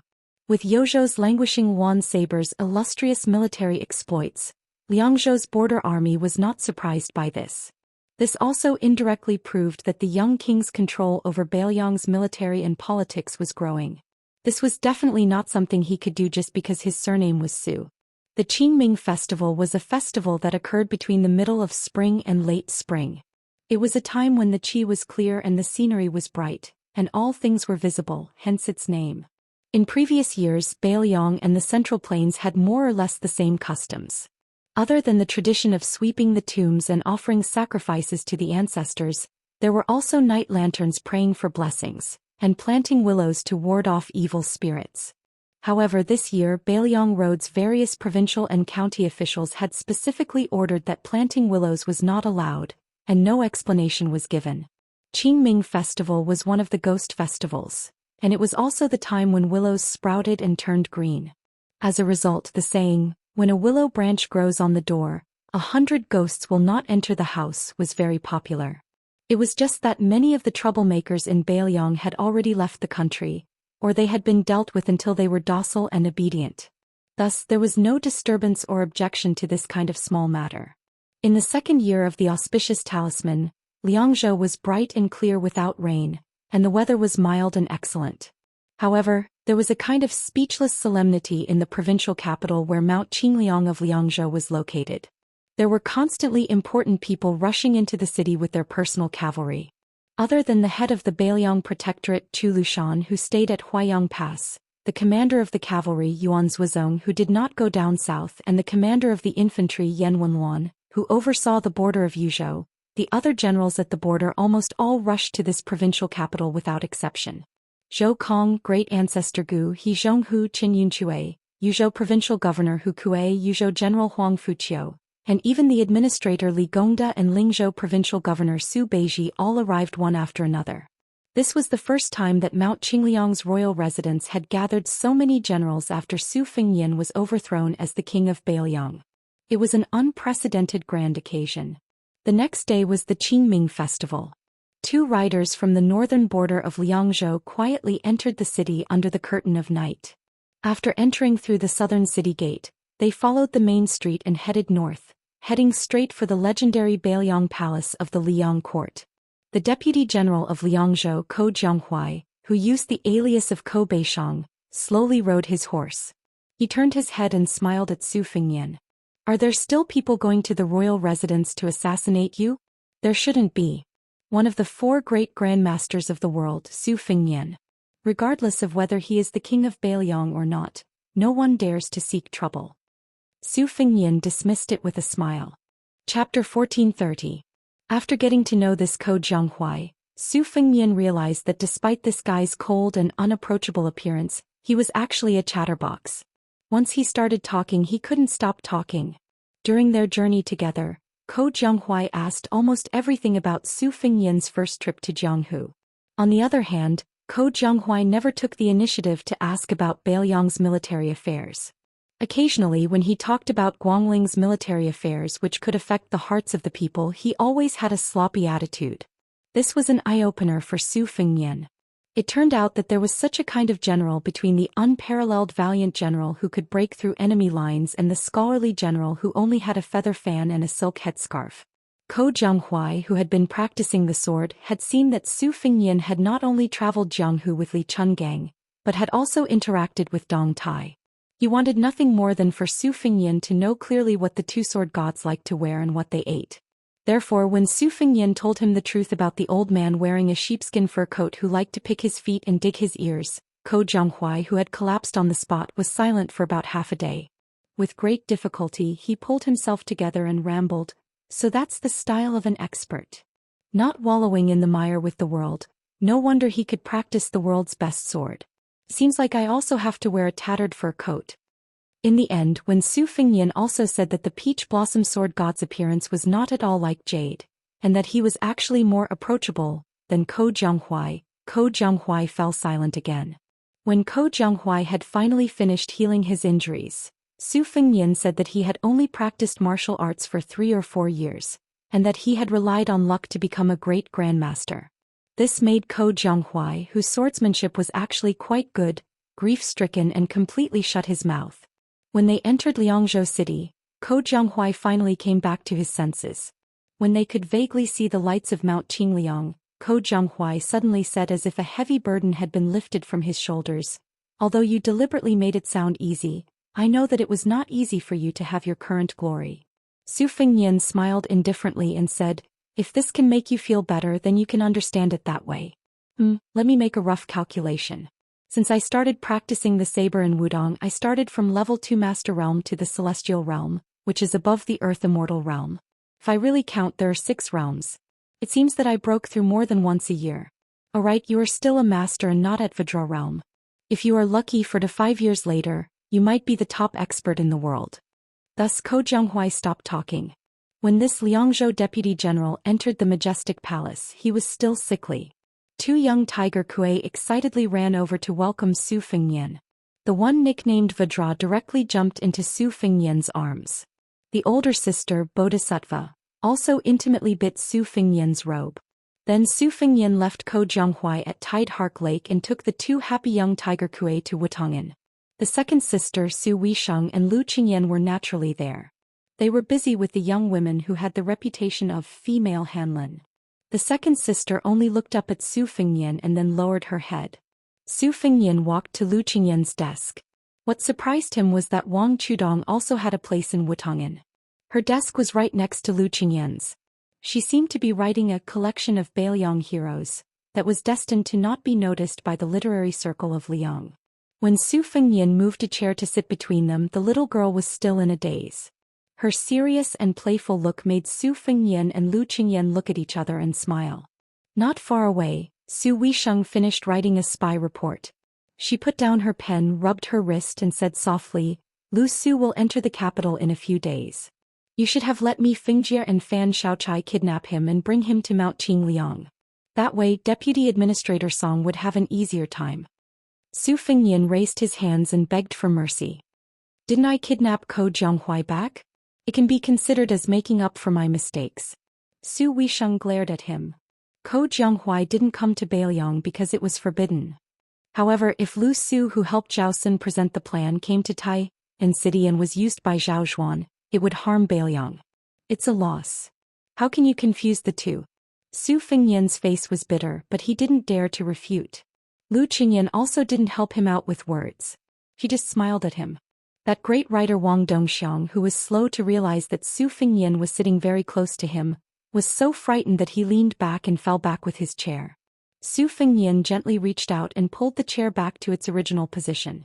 Wang Chudong, who had made a fool of himself, was ashamed and seemed to want to find a place to hide, like a panicked little fox.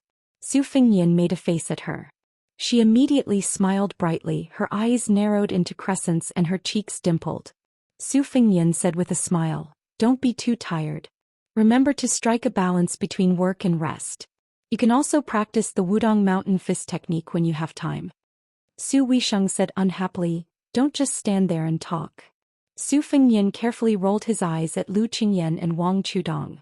The Wutongan maids at the table couldn't help but secretly laugh. Su Weisheng was about to continue lecturing when Su Fengyan hurriedly stood up and said, "I'll go to Teacher Song's place to take a look." Looking at the king of Beiliang, who ran away with the two tiger kuei, the atmosphere in Wutongan unconsciously relaxed a lot. Su Fengyan's treatment at Song Dongming's place and Wutongan's side was of course like heaven and earth. Now, the officials who served as the subordinates of the deputy administrator were mostly outstanding young scholars in Beiliang. They each had their own strengths. However, compared to the younger generation of Jianghu who worshipped and envied Su Fengyan's identity as a great master, these scholars were more in awe of Su Fengyan, the leader of 300,000 iron cavalry, after in-depth understanding of the current situation in Beiliang. Therefore, when Su Fengyan and Song Dongming, who was taking a break from the busy drinking tea, these young people were all paying attention to the young king's every move. Song Dongming held the teacup that Su Fengyan had personally brewed and poured tea for him. He was not in a hurry to drink tea. He was only using it to get rid of the spring chill. He said softly, "All the scholars who went to Liangliang have arrived. The family members of the soldiers who died in battle have also arrived. There are certainly some rumors among them. I hope you don't take it to heart." Su Fengyan nodded. Some of the rumors were the same as many people who heard that he had gone outside the Calabash Gate and felt that he was showing off his bravery. Su Fengyan really did not want to pay attention to them. Some of them were extremely bitter and sobbing. Su Fengyan did not dare to listen to these. After chatting about Beiliang's government affairs, Song Dongming stood up and walked out of the room with Su Fengyan. This middle-aged man who was once groomed by Yuan Binshi as the prime minister hesitated and said, "In the past I wanted to be the administrator so that it would be easier for me to show off my skills. After getting along with Li Gongda, I feel that I still hope that he can continue to be the administrator. I am in Liangzhou and Sir Li is in Lingzhou. It won't be a problem." Su Fengyan nodded and said, "Since Sir Song has said so, then there is no problem." Song Dongming stopped and said with a smile, "I still have a lot of business to take care of. I won't see you off." Su Fengyan smiled and said, "Of course." Song Dongming said to Su Fengyan's back, "In the past I only knew that Beiliang was a place where martial artists used soldiers. Now, Song Dongming and many scholars have discovered that Beiliang is also a place where scholars can write. I want to thank you on behalf of these people." Su Fengyan turned his head and smiled happily. Song Dongming suddenly blinked and tried hard to hold back his smile. He said, "Your Highness, there are a few women of the younger generation in the Song family. They are all virtuous and have written to me. They said that even if they steal, they want me to send back a few small items such as your seals and copybooks. The most courageous one has always wanted to travel the Jianghu and be a heroine since she was young. She said that it would be best if I sent her a piece of your clothing. If I didn't send anything back, she would cut ties with me, her uncle." Su Fengyan rubbed his forehead awkwardly. Song Dongming laughed heartily and said, "I don't care about the clothing. Your Highness can just casually write 4 or 5 characters and send me a few copybooks." On the night before Qingming Festival, Su Fengyan sat alone on the top of the mountain. He watched the city lights at the foot of the mountain gradually light up and then extinguish. He finished a jug of green ant wine. Chapter 1431. At dawn, Su Beiji slowly walked to the top of the mountain. He looked at Su Fengyan, who was draped in a thick fur coat. He walked to the stone table and sat down. He shook the empty wine pot and said softly, "An ordinary man will die because of his treasures, and 100 ghosts will look up at him." Su Fengnian, whose alcohol smell had long been blown away by the cold mountain wind, sighed and said, "Last night I was thinking that if someone else becomes the emperor, even if that person used to be my good friend, would he tolerate someone with a different surname holding hundreds of thousands of elite soldiers?" Su Beiji shook his head and said, "You'd better not have any hope or else you'll be disappointed. Because even if that person can tolerate it, the people around him won't agree. How to sit on the dragon throne and how to sit on it are two completely different things." Bailiang always felt that the 3 emperors of the Zhao clan of Liang were the same. They all liked to cook the hound after the cunning rabbit had outlived its usefulness. This opinion wasn't wrong. However, not to mention Zhao Zhuan, who had just ascended the throne, Zhao Yin and Zhao Dun were destined to be wise monarchs in the history books of future generations. They naturally had their own strengths. Ordinary commoners would have to rack their brains if they wanted to take care of a household and live a comfortable life, let alone a huge dynasty.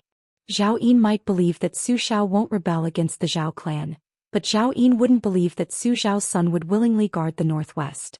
Zhao Dun might know that your bottom line isn't low, but he also doesn't believe that the next Su clan's prince with a different surname won't be arrogant and uncontrollable. He must be wondering if there's a possibility that the king of Bailiang might one day run off to destroy the Zhao clan on a whim.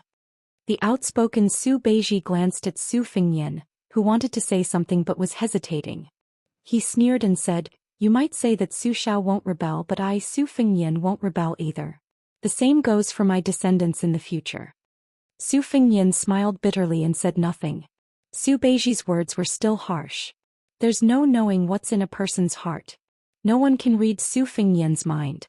No one in the world has to believe anyone's reason, especially those who were born in the royal family. If they weren't suspicious by nature, how could they sit on the throne? How could he compete with the vassal towns, the relatives of the emperor, the eunuchs, and the civil and military officials of the imperial court? Besides, he would rather have his grandson squander away his family business than let it be snatched away by an outsider. This kind of dark mentality was not unique to the emperor. "Do you, Su Fengnian, dare to say that you don't have any?" Su Fengnian smiled and said, "That's true."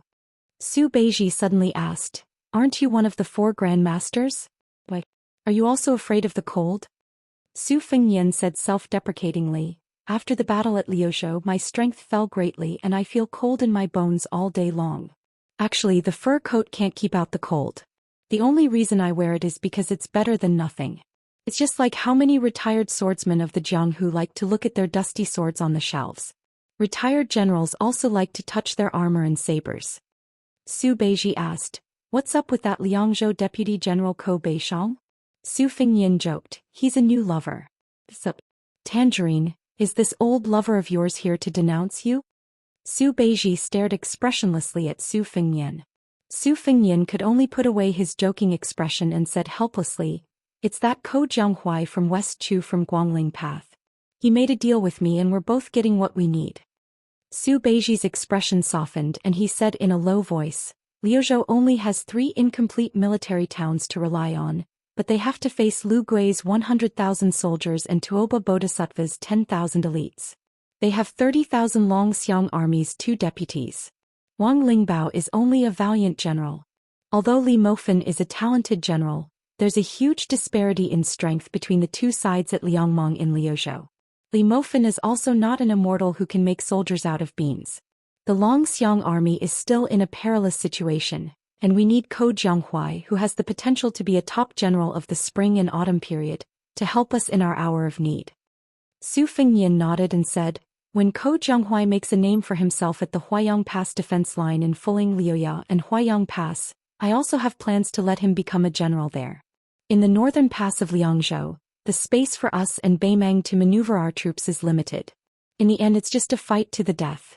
Therefore, we have to defend multiple passes and garrison troops, and both sides have their hands tied. However, Liuzhou is like a blank piece of paper. It has plenty of blank space for Ko Jianghuai to display his military talents to the fullest." Su Fengnian suddenly laughed and asked, "Juzi, you're actually afraid that something will happen to Qin Shiliang in Qingsong City, right?" Su Beiji asked back, "Do I have to scheme against my colleagues every day for you, the king of Beimang, to feel at ease?" Su Fengnian slammed the table and glared at her. Juzi, you can't vent your anger on me just because you were bullied in Lingzhou and scolded by others, okay? Let's talk nicely, okay? Ko Jianghuai, who was casually strolling around Mount Qingliang, coincidentally saw this scene and heard these words. For some reason he felt a chill run down his spine. Could it be that Su Beiji had an affair with that Su Beiji?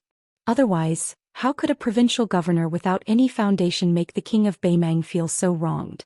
Ko Jianghuai quickly turned around and was about to retreat. However, he was stopped by Su Fengnian. Then the three of them surrounded the stone table and formed a tripartite formation. Ko Jianghuai's expression was as if he was deaf, blind, or mute just because they were flirting. Su Fengnian looked at Ko Jianghuai, who was pretending not to look. He pointed at Su Beiji and introduced him with a smile. Lingzhou Provincial Governor Su Beiji, praised by Mr. Song Dongming as the kind of person who can slaughter commoners and stabilize the country. Unfortunately, his alcohol tolerance is poor and his alcohol tolerance is even worse. Once, when he was drinking with the Fish Dragon gang in Lingzhou, I had to personally carry him back. Ko Jianghuai said seriously, "Greetings, Provincial Governor Su." Su Beiji also regained his usual elegance and said with a smile, "General Ko's arrival in the Beiliang Frontier Army is like adding wings to a tiger." Su Fengnian said mischievously, "Aren't you helping the tiger do evil?" Su Beiji laughed coldly, "Oh, impressive, scolding all three of them at once. You don't even let yourself off." Ko Jianghuai also said seriously, "You hurt yourself by hurting 1,000 of your enemies. Can be seen that the king of Beimang is very lousy at using troops." Chapter 1432. Su Fengnian said proudly, "Just by talking he can destroy Ko Jianghuai and Su Beiji together. How is he not qualified? If we fight him, why don't we give it a try?" At this time, a large group of people who had just reached the summit of Mount Qingliang began to jeer. "Give it a try. You must give it a try. General Ko, I have high hopes for you. If you win this battle, you'll be one of the few great grandmasters in the world. Not to mention Liangzhou's deputy general, you'll even be Liangzhou's general. If you still think your position is too low, Qin Yunchui will give you the position of deputy general of the infantry. General Ko, we've been unhappy with His Highness for a long time. We're old, so even if we win, it's an unfair victory. Today you're the same age as His Highness, so you must help us vent our anger. If worst comes to worst, He Zhonghu will personally carry you down the mountain." Turning his head to look at this large group of Beiliang's most powerful officials, Ko Jianghuai, who had just arrived in Beiliang, felt his mouth twitch. For a moment he was not used to it. In Guangling Dao, whether it was in his early years at Xianxia Academy or later in Dechu's court, there would never be a scene like this where old men ganged up to trick a young junior. While he felt that it was ridiculous and funny, Ko Jianghuai also felt an irrepressible emotion in his heart. Perhaps it could be described as intense passion. Among these old men there was the #1 general of the old southern Tang ancestor Gu, the partridge Zhou Kong He Zhonghu, who had defeated 40,000 later Sui infantry with 8,000 cavalry, and Qin Yunchui, who always put on his armor and charged into battle. Behind the 4 deputy commanders of the Beiliang Frontier Army were the administrator Li Gongda and the deputy administrator Song Dongming, dressed in civil official robes, and Huang Shang, who had the reputation of being the conscience of the Lianyang imperial censor. Other than them, Ko Jianghuai recognized the Liangzhou provincial governor Tian Peifeng, the Yuzhou provincial governor Hu Kuei, the Yuzhou provincial governor Hu Kuei, the Lingzhou deputy general Han Laozhan, and the others, based on their official robes and decorations. It was a pity that Ko Jianghuai never got to see the commander of the Beiliang cavalry, White Bear Yuan Zuozong, or the infantry commander Yan Wenluan. Of course, he didn't get to see the Yu family's proudest weapon, Yu Wan Dao. Ko Jianghuai couldn't help but feel some regret. One had to know that when Ko Jianghuai was studying at the Xianxia Academy, he had spent countless nights reading through great ancestor Gu's theory of war and deducing the classic battles created by Zhou Kong, He Zhonghu, Qin Yunchui, and the others. It was soul-stirring enough to go with wine. Ko Jianghuai saw that there were 20 to 30 generals standing behind them. Most of them were relatively young, around 34 years old. They should be the high-ranking military officers with real power after Beiliang's reform. For some reason, Ko Jianghuai couldn't help but stand up and salute these people with cupped fists. He Zhonghu was the first to return the salute. After that, everyone else also smiled and cupped their fists. Ko Jianghuai inadvertently discovered that even a scholar like Tian Peifong didn't hesitate when he cupped his fists with the generals. Then everyone went up the building and looked down at the city. As time passed, they gradually dispersed. By noon, only Su Fengyan, Su Beiji and Ko Jianghuai were left, as well as the two young tiger kuei that were jumping around Su Fengyan. In the end, Su Beiji also went out of the building to Song Dongming's half-waist official residence to discuss matters. Ko Jianghuai, who had nothing to do, also followed him down the mountain and went to the Tide Listening Pavilion to enjoy the scenery. Su Fengyan was waiting for a group of people in the building. There were 5 of them. Su Yanbing, a family of 3, and a Beimang youth. Su Fengyan looked at the Beimang martial grandmaster, who already looked like a commoner from Liyang. His expression was complicated and he said, "It really is you." It was the middle-aged man from Huyen Temple. He grinned and didn't say anything. His daughter, on the other hand, opened her eyes wide and stared hard at Su Fengyan, the young master she had appointed as her master. She raised her little head and stared at him for a long time, seemingly disappointed. She sighed like an old man and muttered, "So he's just like my father. He doesn't seem very powerful." Su Yanbing said calmly, "We fought twice and there was no clear victor. For the last battle, neither he nor I were in a hurry." Su Fengyan felt as if a heavy burden had been lifted off his shoulders. He smiled and said, "There's no need to be in a hurry." Su Fengyan looked at Taimadai, who was often mentioned in the spies of the Fu Shui chamber. He looked at the ordinary sword at his waist and said with a Beimang accent, "Good sword." Taimadai thought it was just a polite remark and only nodded with a cold face. However, this young man's expression was still somewhat uneasy. After all, this vassal king with the strongest military force in the Liyang dynasty was not only the mortal enemy of Beimang, but also the martial grandmaster who had defeated Wang Xinji of Wu Wu City. In the corridor outside the building, Huyen Temple supported his daughter and let her stand on the railing. When Su Fengyan saw a figure, he said goodbye and went downstairs. Su Weisheng sat in his wheelchair and glanced at the people upstairs. He said softly, 10 days ago Shishu sent a message to Wutong'an, asking you to go to the border of Lingzhou. I ignored it." Su Fengyan frowned and said, "He wants to see me?" Su Weisheng said calmly, "Right now he, Xie Guanying and the girl from the Spring Invitation Cottage have entered Lingzhou. He said he will wait for you at the border between Lingzhou and Liangzhou." Su Fengyan smiled and said, "Then let's meet." Su Weisheng nodded and said, "Bring Uncle Su and Tantai Pingjing. If Huyen Temple is willing to go with us, that would be the best." Su Fengyan nodded and said, During the Qingming festival of the second year of Xiangfu at dusk, tens of thousands of people were dressed in mourning clothes at the back of Mount Qingliang. The king of Beiliang, Su Fengyan, led nearly 100 civil and military officials, and offered wine to the Longxiang army who died in Lu province, the Serenity Cavalry who died in Jibei and outside Huluku, the Border Army who died in Huluku, and the Border Army who died in Huluku. In the Forest of Steels, there were 300,000 nameless steels, and 36,872 names were written on them. In the night, wishing lanterns rose slowly in the city of Liangzhou. After the 5 riders left the city, Su Fengyan stopped his horse and looked back. He took off his wine pot and drank a mouthful.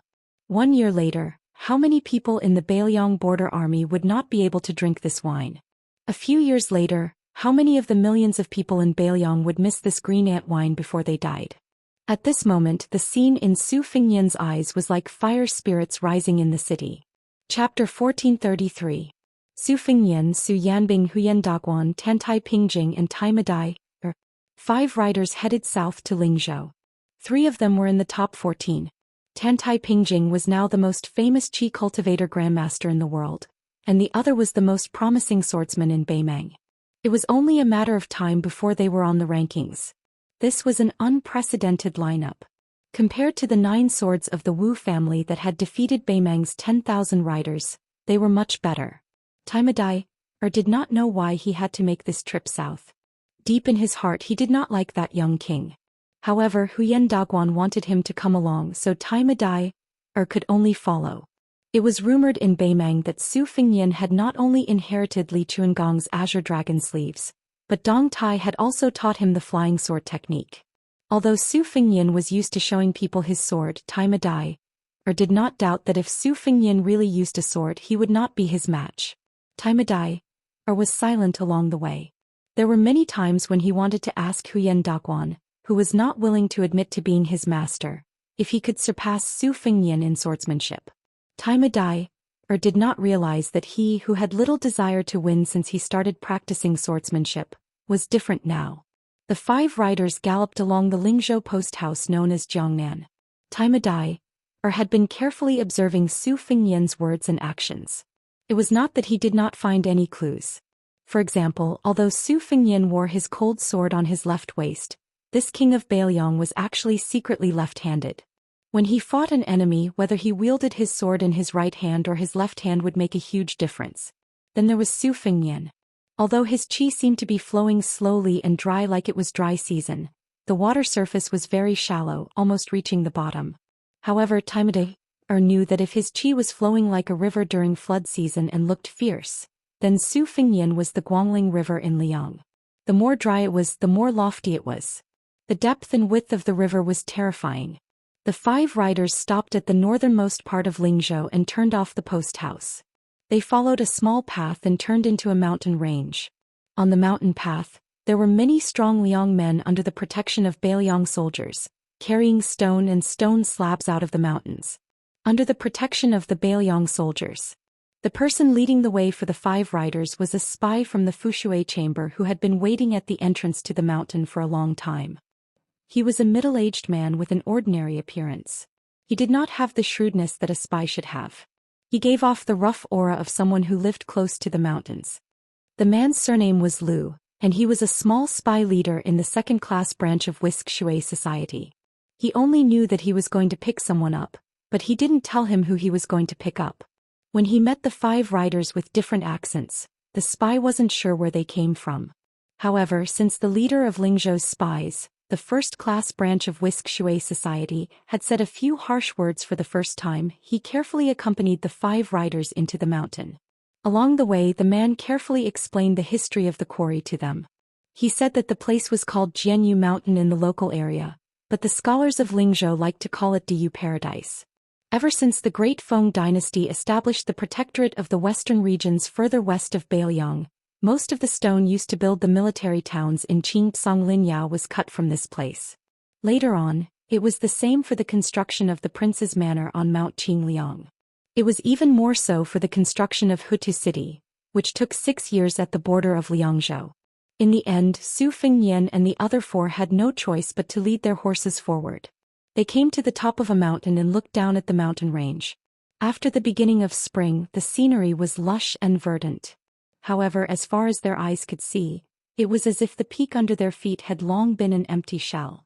Ever since the Great Feng dynasty, after nearly 500 years of stone mining, this Diyu Paradise, which was one of the 36 blessings of Taoism, had truly become a paradise in name. It was made up of 16 large caves and nearly 1,000 caves. Looking down from the side peaks, the winding plank paths climbed all over the mountain range. On the main peak, there were occasional Daoist temples with flying eaves hidden in a cage of greenery. Day after day, year after year, tens of thousands of stone miners in Bailiang worked hard to make a living here, while people who sought immortality were born here to cultivate Taoism. Su Fengyan stood on the top of the mountain and was lost in thought.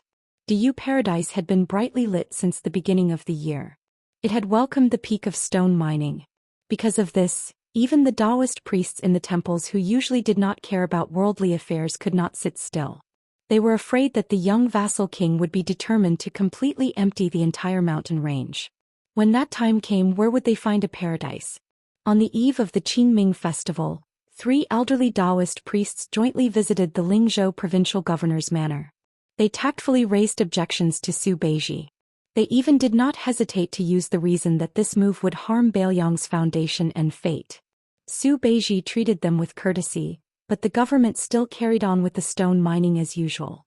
As the main culprit, Su Fengyan certainly knew the secret. He spread the word that another Hutu city would be built behind the 3rd line of defense at the heavy tomb. It would only take 3 years. The administrator Li Gongda and a Mahist master would be the supervisor. Su Fengyan would personally be the deputy supervisor. The new unnamed city would be built facing the Songshan mountain. Its scale would be even bigger than Hutu City. When the time came, it would become the new largest city in the northwest. Would the city be built? Of course, Su Fengnian wanted to tell Beimang, Baiding, and Shijing, especially Dong Zhuo, the king of the southern courtyard, that even if they succeeded in destroying Hutu City, Liuyao Fuling, and the Heavy Tomb, Beiliang still had to break through another city before they could enter Beiliang's Daoist territory. Would Beiliang's tax revenue, which was not rich to begin with, be cut off because of this? The answer was of course, but Su Fengnian was staking everything on this one throw. In the entire Liangzhou, other than the 3 border armies and the army guarding the pass, everyone else had to rush to the Songshan mountain area to contribute to the construction of the new city. All of this was actually a cover for the final battle at the mouth of the Calabash a year later. Su Fengnian had to force Beimang to have no choice but to focus on Liangzhou's front line. To this end, Su Fengnian and Chu Lushan even discussed a desperate plan where Liangzhou would win and Liuzhou would lose. This was because Liuzhou only had meaning if they won or lost. In a stalemate, Liuzhou had no strategic value. Of course, even if Liuzhou lost, it would only allow Beimang and Lu Gui to win. If it was a Pyrrhic victory, then Ko Jianghuai would become an important chess piece. It was precisely because of Ko Jianghuai's arrival that Chu Lushan came up with the idea of being even more ruthless to the enemy than to himself. Then Su Fengnian agreed. This meant that the 30,000 Longxiang soldiers, the 3 towns of Liuzhou and Qingtsong, and the 100,000 refugees who had not yet moved into Beiliang would definitely be in danger. And Su Fengnian's younger brother Su Longxiang would be the first to bear the brunt of this. Therefore, when Su Fengnian agreed, Chu Lushan's expression was complicated. Later, in Wutongyan on Mount Qingliang, Su Weisheng did not treat Su Fengnian well. This was probably because she was conflicted about Su Fengnian's decision. Su Fengnian pointed to a cave in the distance, then turned to Tan Tai and asked calmly with a smile, "After I heard about the stone quarrying in the grotto heaven of Lanyu, I couldn't understand why the grotto heaven was so majestic, but the entrance was so narrow. Back then I only heard from my master that quarrying in the grotto heaven was actually not as difficult as outsiders thought. To use the words of those who followed in their father's footsteps, it was like cutting soft tofu with a knife. However, after the stone was hung out of the grotto heaven, it would quickly become as hard as iron." "Sect Master Tantai, do you know what's going on here?" Tantai said softly, "Many tombs and antiques that have been preserved for thousands of years will vanish when they see the light of day again. The stone in the mountainside hardens when it comes out of the mountain, probably because of the same principle, but a different manifestation. It's the result of the fusion of material and gas." Su Fengnian wanted to say something but stopped. He tried to hold back his laughter. After a long time he finally could not help but say, "When I was young I was unscrupulous and spoke without thinking. After pondering for a long time I finally came up with an explanation. I felt that the stone turning from soft to hard was actually like a fledgling taking off his pants after seeing the world in the brothel. As a result, I went to Tide Listening Pavilion and was punished by my master to copy tens of thousands of words of the sage's classics. At that time I even wanted to die." Tan Tai, who was dressed in white like an immortal, took a deep breath. Huyen Daguan smirked and told the real fledgling Tai Mu about the general idea. The latter rolled his eyes. Su Fengnian turned his head and asked, "Master Tantai, can I ask one more question?" The Qi cultivator sneered, "Can I not answer?" Su Fengnian had to be thick-skinned and asked, "Is it possible for a person to stay at the bottom of the lake without eating or drinking for 10 or 20 years? Is it possible for the best Taoist to abstain from food and gas, or the Buddhist to meditate in meditation? Do you Qi refinement warriors have any similar skills?" Tantai Pingjing kept silent. It was Huyen Daguan who said, "As long as it's not at the bottom of the lake, it's possible." Su Fengnian fell into deep thought. How did Chu Kuangren with the clavicle chain and the saber do it? This was something he had been curious about since he went to Wutang Mountain to practice his saber. At that time he thought that his realm was not enough and did not understand the power of a first-rank martial arts master. However, when he reached the Vajra realm he realized that even if he reached the Vajra realm, it was impossible. After that, he advanced to the Shen Finger realm and Celestial Phenomenon realm, but Su Fengnian still could not get a reasonable answer. Later, when Gao Shulu was unsealed and they fought, he achieved the celestial body. Only then did he know that to reach Chu Kuangren's level, only a land immortal who was good at Qi cultivation could barely do it. However, in Su Fengnian's eyes, Chu Kuangren's martial arts realm was not too high. He was at the first rank, but he was definitely not at the celestial phenomenon realm. This was enough to make Su Fengnian puzzled. Back then, the suppression of the old man with 2 sabers who came from the Beimeng princess tomb like Helian Wei was done by old Huang. However, the real mastermind behind the Tide Listening Pavilion's top floor was the master behind it. However, the master did not give any clues until his death. Chapter 1434. Su Fengnian suddenly lamented. The wise man devises his strategies, the brave man exerts his strength, the benevolent man spreads his benefits, and the faithful man is loyal. The civil and military struggle, the monarch and his subjects live in harmony, and he can rule with his head bowed. Rule with his head bowed. It sounds easy, but in the past dynasties, except for those emperors who enjoyed the peace of the world, they wanted to expand their territory in prosperous times, but in troubled times they wanted to protect their ancestral lands. Taking a step back, if both civil and military are used, then who is the wise man scheming for? Is it for the monarch or the people?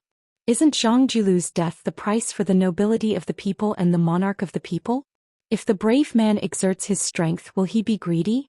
A man who is never content is like a snake trying to swallow an elephant. Will he be addicted to sitting on the dragon throne? The benevolent man nurtures his hopes, and the mud and sand go down together.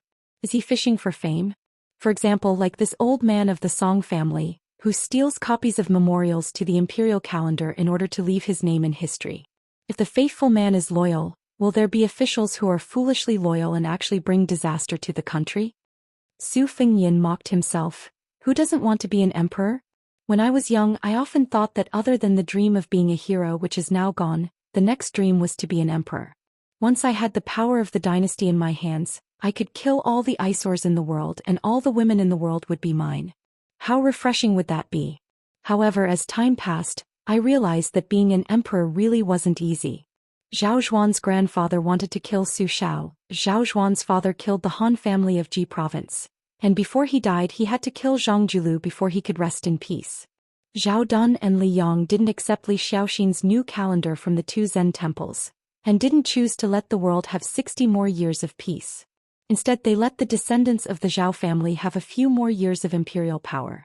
I think it was also at that moment that Zhao Dun and Zhang Julu, a pair of wise monarchs and famous officials who could have been immortalized through the ages, began to truly part ways.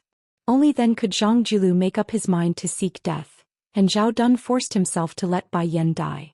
I ask myself, if one day I finally become the emperor, would I feel more and more guilty when faced with so many choices? Would they kill Su Beiji, Qin Shiliang, Chu Lushan and Yuan Zuozong? Would they break up the Beiliang frontier army and let the old men who wanted to die on the backs of the horses beyond the Great Wall die on their beds in the misty central plains? In the future, the sons and grandsons of Su Fengnian, will the men fight with each other for a seat? When they are young, they will make solemn vows and talk cheerfully, but when they are older, they will hide daggers behind their smiles and turn against each other. Will women marry people they don't even love? Su Fengnian looked at Su Yanbing and asked with a smile, "Uncle Su, is this considered soft-heartedness?" Su Yanbing nodded but said, "There is a saying that soft-heartedness doesn't lead an army, but it doesn't mean that those who lead an army have to have a heart of stone." The 4 great generals of the spring and autumn period who are equally famous as the great general, whether it's Yi Baikue or Gu Jiantang, are usually very amiable and approachable when leading an army. Training an army for 1,000 days to use it for a single day. The time when one is truly ruthless and merciless is when one uses the army. On this point, Chu Lushan did very well. Su Fengnian gently looked to the south. Over there was someone who did even better than Chu Lushan. The 5 of them led their horses down the mountain. The spy surnamed Lu, who had been standing far away from them, continued to lead the way. At the foot of the mountain, they happened to run into a large group of quarrymen who had come out of the depths of the mountain. The mountain path paved with crushed stone was only wide enough for 3 or 4 people to walk side by side. The smaller stones were tied up in layers on wheelbarrows and transported out of the mountain. The larger stones were placed on donkey carts and ox carts. There were also many quarrymen carrying stones in groups. Compared to Nanzhao's red sandalwood, which was worth an inch of gold and could be transported by river, the transportation of stone was even more clumsy. When Su Fengnian was about to mount his horse and leave the mountain, he saw a white-haired but tall old quarryman who was physically exhausted. The long piece of stone on his back suddenly tilted, and the old man fell along with the stone onto the path of crushed stones. Fortunately, the old man's body was still healthy and did not hurt his muscles or bones. He sat on the ground awkwardly and smiled bitterly. A Lingzhou quarry supervisor wearing armor and carrying a sword turned a blind eye. He did not arrogantly crack his whip like the government's lackeys in Liang. He allowed a young dark-skinned quarryman to secretly stop and hand the old man a jug of strong wine. The nearby Bailiang soldiers wanted to go forward and stop them, but the supervisor, who looked like a deputy captain, gently shook his head and used his gaze to stop his soldiers from going forward. However, when Su Fengnian approached, 7 or 8 soldiers simultaneously held their swords and glared at him. The quarry was currently not open to the public. The outsiders who could enter were all people who were close to the government and had a clean family record in the whisk room. After all, the large and small Taoist temples in Daoist Paradise still needed the support of incense. The Great War of Liangmang had begun and more people came to pray for blessings. The most prosperous Lingzhou naturally had a lot of incense. Regardless of whether they were rich or poor, they all asked for something like a protective talisman. Su Beiji set an unwritten rule for the large and small Taoist temples in Lingzhou. In the past, they did not have to hand over incense money to the government. They had to take 2 or 3 or 4 out of every 10 miles. For a forbidden land like Daoist Paradise, because the government was lenient, they had to take 4% of the incense money. Therefore, after Su Beiji bought the rice provincial governor, he had the reputation of being a popular provincial governor. It was only when Spy Lu stepped forward that the Lingzhou soldiers in charge of transporting the quarry retreated. However, their eyes were still alert. The quarry old man who drank a mouthful of strong wine raised his head and looked at the handsome young master in front of him. He did not have stage fright. He was probably a talkative person. He took the initiative to smile and said, "This young master is going to Xianxia Temple to burn incense, right?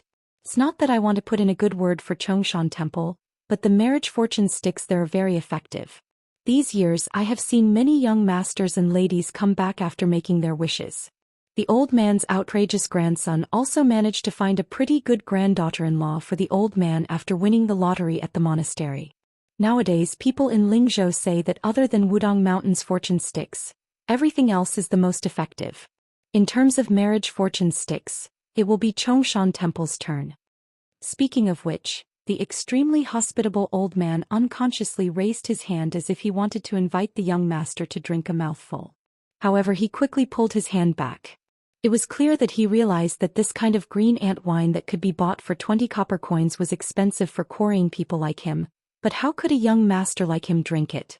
Su Fengnian was originally going to take the wine pot, but when the old man pulled his hand back he could only give up. He smiled and squatted down. Soon Su Yambing took a wine pot from the horse's back and threw it over. Su Fengnian reached out to catch it and handed it to the old man. "Old uncle, drink mine. If you don't mind, you can take it all." The old man was not polite. After taking the wine pot he opened it and sniffed it hard. He laughed and said, "It's both green ant wine. They have the same name, but just by smelling it, I know that young master's wine is more valuable. I like to drink all my life. If someone gives me wine to drink I won't refuse. However, I'll just pour a few mouthfuls into my grandson's wine pot. I won't have the face to ask for more." The old man really poured a few mouthfuls of wine into his own wine pot. After pouring the wine, he shook the crude wine pot before returning the exquisite wine pot to Su Fengnian. The old man did not forget to say, "This old man will say something. Young master, don't be angry. Although young master looks like a rich person from a large family, you can't be so extravagant. No matter how big your family business is, you have to be careful with your spending. If young master doesn't like to hear it, just treat it as this old man farting. Don't ask for the wine back." The dark-skinned young man was a bit nervous. Compared to his grandfather who had spent his entire life dealing with rocks in the deep mountains, he had been to many more counties in Lingzhou and knew the severity of the situation. He had also seen many rich young masters dressed in fine clothes and had heard many rumors about the arrogant young masters.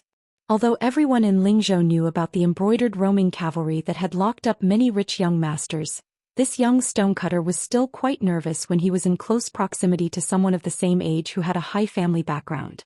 Su Fengnian smiled and said, "The person in charge of the family has to have a way of managing the family."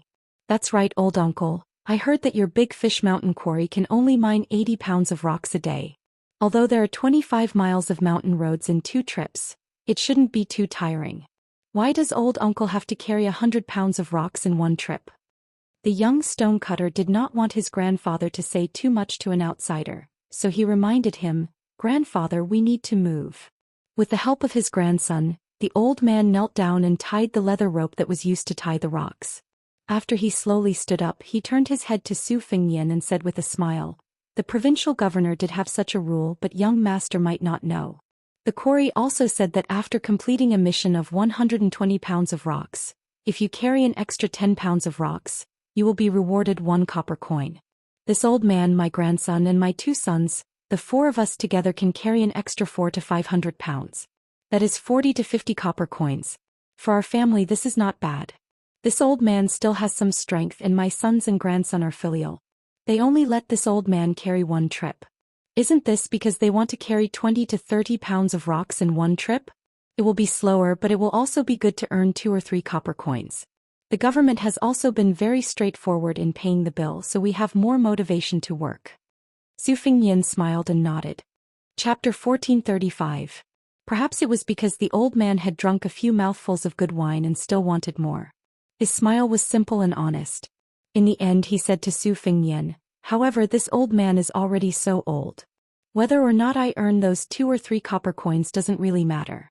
It's just that when I heard that the prince wanted to build a large city in the north of Liangzhou to fight the Beimang barbarians, this old man thought that even though I won't have the chance to go north in this lifetime, at least I still have some strength left, so I can carry 20 to 30 caddies a day. Not only can I earn 2 or 3 copper coins, but I also feel that when the city is built in the future, perhaps the extra stones I carry will be able to block a few more arrows from the northern barbarians." When I think of this old man's heart feels comfortable. Many of the young children in the village don't quarry with their fathers anymore. They've seen the sights of many cities in Lingzhou and their hearts have grown bigger. They don't think it's good for nothing to dig for stones in the mountains, so they've all gone to become border soldiers. Us old men can carry several tens of thousands of caddies of stones. The sooner the city is built, the more likely they'll be able to come back for the new year. The old man suddenly paused and looked into the distant sky. He murmured softly, "I heard from the officials and soldiers in the quarry that half of the 300,000 stone tablets behind the prince's house are made from the stones of our Big Fish Mountain. Those old fellows who have children in their families who join the army all say that if there's a day when someone in their family can't come back and they want to carve their name on the tablets, then using the stone from our hometown is also good." The old man had already begun to walk forward. Suddenly, the young master of the wealthy family called out from behind him, "Uncle, wait a moment." Then, the young stonemason was surprised to see that person take off his fur coat and hand it to the white-clothed woman who was as tall as a man but looked like an immortal. That person walked to his grandfather's side and untied the rope without any explanation. He carried the stone on his back. He didn't look like a young master who knew how to do rough work. Carrying over 100 caddies of stone, he was actually calm and composed.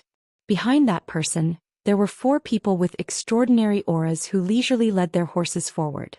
It made that person's head seem to be a bit off. What was going on?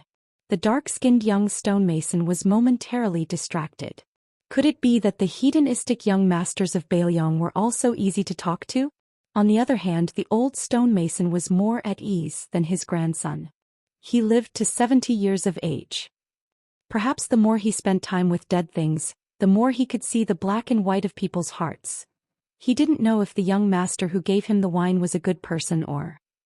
The old man couldn't figure out why the young master beside him would help him carry the stone out of the mountain, and he was too lazy to think about it. It was just like the stone quarrymen of Mount Big Fish had passed down from generation to generation that there was a cave in the mountain, and there was a pond in the cave. In the pond there was a spiritual creature that looked like a fish or a snake, waiting for the day it turned into a dragon. It was just that no one had seen it with their own eyes. Nowadays, the young people with broader horizons didn't quite believe it, but the older generation was still willing to believe it. 2 was 2. Unfortunately, the handsome guy said that he already had a wife, which made the old woman feel very regretful. In the end, after the young man removed the stone, he said something inexplicable to the old man, saying that he would do his best. The old man didn't understand what he was saying, so he could only nod with a smile. Tai Mu Dai originally thought that Su Fengyan, the king of Bailiang, had nothing better to do and was bribing the hearts of the people with the stone quarrymen. It was inevitable that the Lingzhou spy would accidentally reveal their identity. He never thought that after Su Fengyan put on his coat he would directly come out of the mountain. Even the spy was kept in the dark from start to finish and did not know their true identity. In the end, Tai Mu Dai could only feel that this young king was really boring. Otherwise he wouldn't be able to reason with him. 5 riders came to the grotto heaven of Du. In the end, 4 of them left the mountain first. The tall woman who joined forces with Su Yanbing to cause fatal trouble to Tai Mu Dai, and the others said that she wanted to go back to the mountain. Tantai Pingjing rode into the mountain alone and finally led the horse to the mountainside of another side peak of the grotto heaven of Du. However, she did not enter the cave. She stood at the entrance of the cave and waited. In the twilight, night and dawn she finally waited for 2 foreign Taoist priests. A young Taoist priest and a young Taoist priest. Their Taoist robes were obviously different from the Taoist priest of Du Mountain that the stone quarrymen often saw. The young Taoist priest greeted Tantai Pingjing gently. "I'm Li Yufu from Wudong. Greetings to Senior Tantai." The young Taoist priest followed his master and bowed. "I'm Yufu from Wudong. Greetings to Senior Tantai." Tantai Pingjing looked at the master and disciple who walked out of Wudong Mountain and walked into the grotto heaven of Du Mountain. She said indifferently, "Master Li also saw the great opportunity?" Li Yufu smiled and said, "I'd like to thank you for waiting." Tantai Pingjing seemed to be standing at the entrance of the cave, but in fact she was blocking the entrance of the cave. Her tone was not very kind. "This fate first started between us. We watched the white snake transform into a flood dragon and then we watched it go upstream. Now it's us. It's him who triggered the vision." The young Taoist priest said seriously, "The great way under our feet is accessible to everyone." Tantai Pingjing looked at the child who pretended to be a master and smiled. The young Taoist priest blushed slightly when he was stared at. Soon his momentum weakened and he whispered, "Master said so." The young Taoist priest who was the current chief of Wudong Mountain had a warm look in his eyes. He raised his hand and touched his disciple's head. "You said so." Tantai Pingjing looked at the master and disciple with a complicated look in her eyes. She concealed it and said, "Earth Lung Mountain and Guangling River. You also formed 2 fates, but..." Li Yufu waved his hand gently and smiled. "Master Tantai, you can rest assured. We didn't come to the grotto heaven of Du Mountain to fight for anything. I just wanted to take Yufu around and have a look." Tantai Pingjing shook her head and said, "You Taoists don't fight, but you fight." Chapter 1436.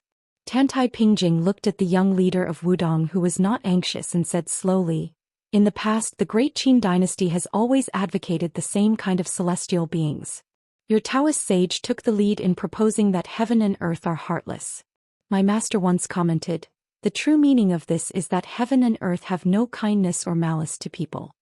It can be said that heaven and earth are shocking thunder.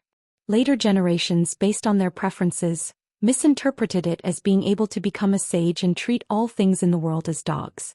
At the end of the Great Qin dynasty, the Confucian sage advocated that human nature is good and that heaven and earth are connected.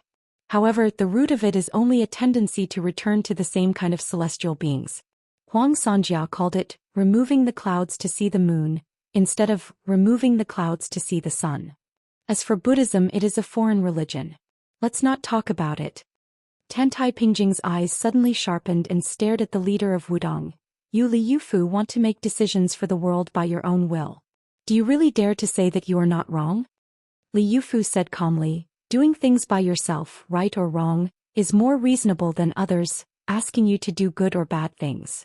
Li Yufu no longer looked at the leader of Guanyin sect, but looked up at the sky as if he was talking to the sky.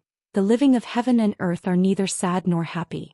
The dead of heaven and earth are carefree. In between life and death, how can we control those superior people who have already transcended life and death?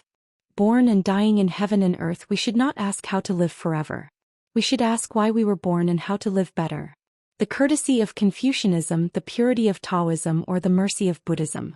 In the 100 years of self-questioning and self-answering in this life, some people will gain and some will lose. Later generations will eventually have self-knowledge, self-respect, self-improvement, independence, and freedom. Although life is short, the noble spirit will last forever. Tantai Pingjing stared at the young Taoist who dared to ask heaven and smiled helplessly. She stepped away from the path of the cave and stepped forward to leave. It was like something, no matter how much she cherished it, if she could not own it, then she would not look at it. The little Taoist boy bowed politely to her back and said, "Thank you, senior." Tantai Pingjing looked back and asked with a smile, "Lu Dongxian? Qishuanjin? Hong Shixiang?" The little Daoist was stunned. "Senior, my name is Yu Fu." Li Yufu led the little Daoist boy into the cave and lit the torch he had prepared beforehand. After walking for an hour, they arrived at a deep green pond. He placed the torch between the walls of the mountain and then took out several oil pots and an ancient oil lamp from his bag. He sat down cross-legged and bent over to light the lamp. Yufu also sat down. After waiting for a long time, the little Daoist boy did not see any movement on the mirror-like surface of the pond. He could only look at the wick and asked in puzzlement, "Master, what are we doing?" Li Yufu laughed softly, "When I'm bored, I'll recite the classics." The little Daoist boy nodded and began to recite the Pearl Sack Catalogue. After an hour, his mouth was really dry and he turned his head with a bitter expression. Li Yufu said softly, "Rest if you're tired." The little Daoist boy smiled happily. After that, Li Yufu refilled the oil lamp.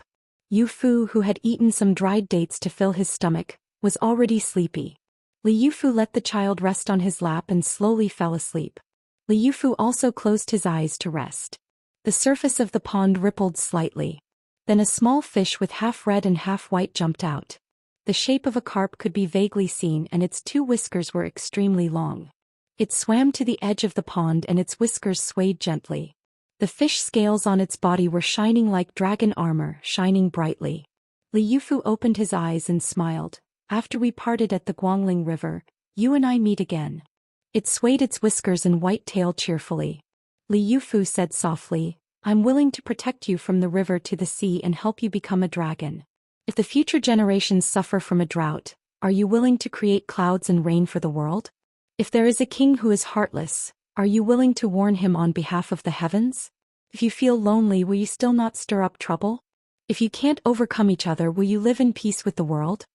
It was still and motionless. Li Yufu laughed. "As the Bailiang of the place where your dragon rises, you don't have to worry with him. The hearts of the people and the power of heaven and earth." It swayed its tail slightly and broke through the water surface, floating above the pond. Li Yufu gently pinched his fingers. 3 days later, you and I will go down the mountain and enter the river. We will say goodbye at the mouth of the Guangling River." It seemed to nod and slowly dived back into the pond. Li Yufu sighed slightly and looked down at the little Taoist child who was drooling. He listened to the child's vague ravings and murmured, "Youngest uncle, when you are enlightened before Li Yufu cuts off heaven and earth, I will ask her to come back. After that, there will be no afterlife." Li Yufu closed his eyes and smiled. "In fact, if there is an afterlife, how good would it be if I could call you youngest uncle again? Unfortunately, there is no such thing." In the spring of the second year of Xiangfu, 2 Taoist priests of Wudong Mountain left Bailiang and began to walk eastward along the Guangling River.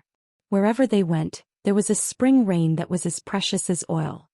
When the mistress of Shishu's spring invitation cottage heard that the young vassal king's trip to Lingzhou was actually so cowardly that he had to bring several martial arts masters with him before he dared to leave Liangzhou, she sneered at him. Before they even met, she already looked down on the young man with the surname Su. Naturally, she felt more and more resentful towards the man beside her who rode into Shu alone.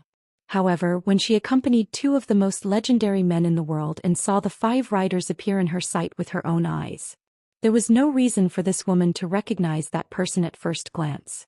At that time, she knew that the young man seemed to be really qualified to let the current king of Shu return to Lingzhou. He was qualified to let Mr. Xie go to Shu to catch a dragon and raise a dragon to deal with him. Of course, she also hated that guy called Su Fingyan more and more. However, the beautiful Xianxia, who had been on the Rouge reviews twice, was not only disgusted, but she even had the intention to kill. Because the first thing that guy said after he got off the horse was, "Aunt Xia, right? Why didn't you bring the child with you to Lingzhou? The red packet is already prepared." Chapter 1437.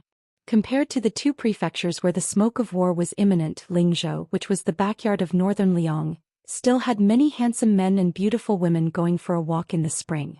Many young children in the city were happily flying kites, and the children of the wealthy would string colorful lanterns on the kite string. For example, near their courtyard, there were no less than 10 kites flying in the sky. The children's laughter unknowingly diluted the tense atmosphere after the two groups of people met. However, Su Fengnian's unexpected opening speech seemed to spoil the mood a bit. As the most beautiful woman in Western Shu in the past 20 years, Xianxia of the Spring Invitation Cottage had entered the Rouge Revue at the age of 14. She was known for her skin as white as mutton fat jade and her hands as soft as lotus buds. 10 years later she won the Rouge Revue for a second time. Although her real age was 26, it was not an exaggeration to say that she was a 16-year-old beauty. Xianxia's figure was like most women in Shu. She was thin and delicate with an extremely thin waist. Xianxia's skin was especially white. No wonder she had the nickname of the Moon Palace Fairy. Many men in Shu dreamed of her. Su Fengnian was far away in Beiliang. He heard that the Western Shu administrator had been coveting her for a long time.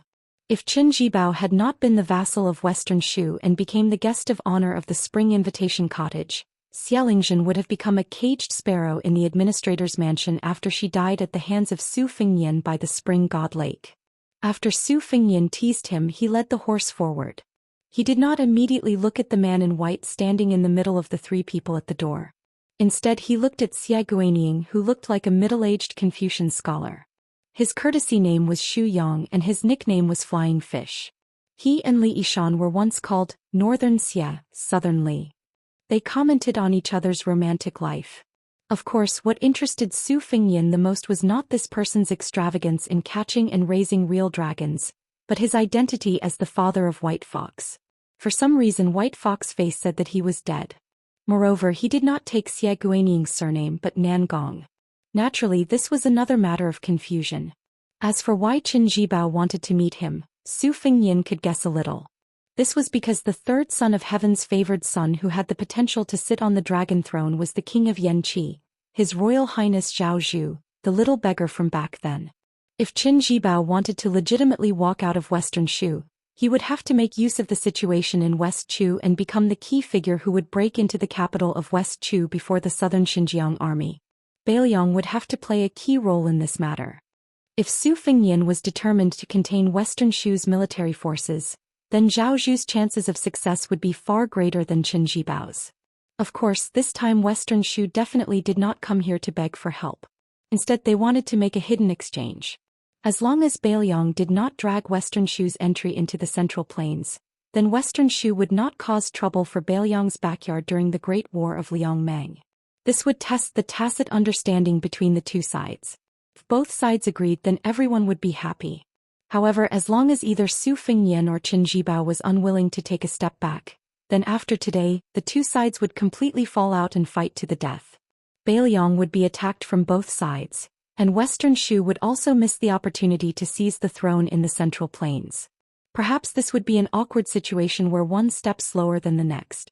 This deal could very well decide who the entire Central Plains belonged to, or even the surname of the entire world. Otherwise, given Qin Jibao's nature, why would he return to Beiliang and take the initiative to meet with Su Fengnian?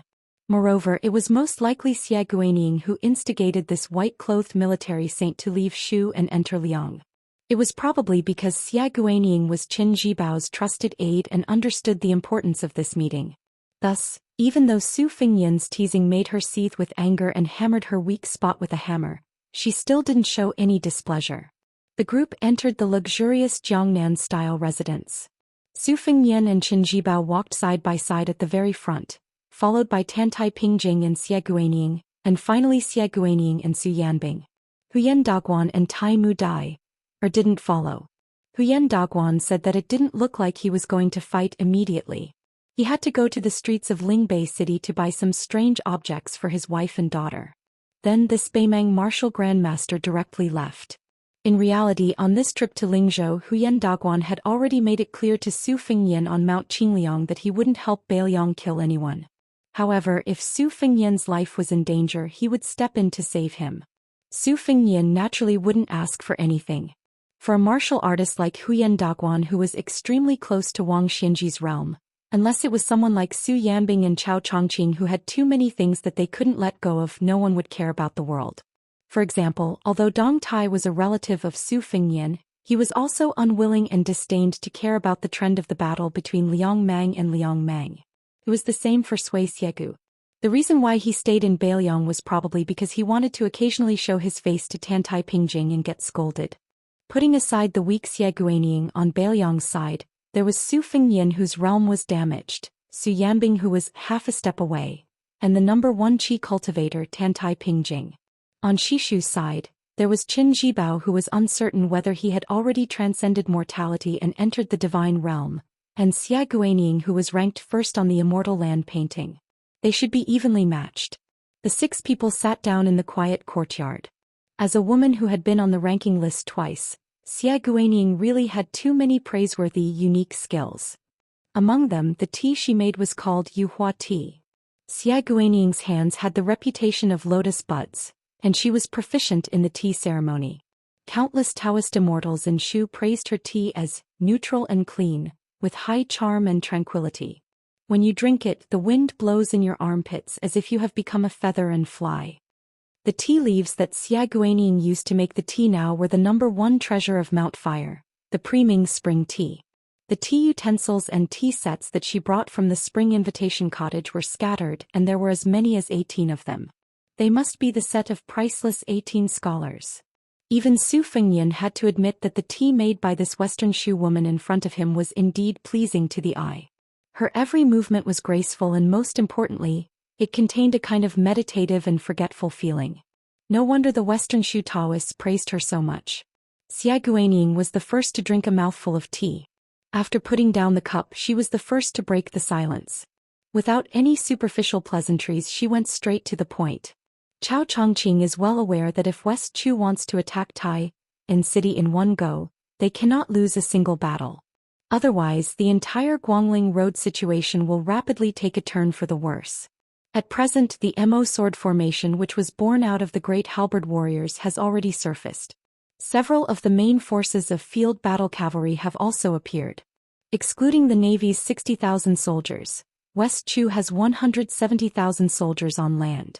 On the surface, they can be considered to be evenly matched with the imperial army led by Lu Xingxiang in the north and the 100,000 soldiers in the south. However, war has never been a battle of numbers on paper. Zhao Bing's army in the south is overall far more powerful than West Chu. Chapter 1438. Su Fengnian took a sip of tea.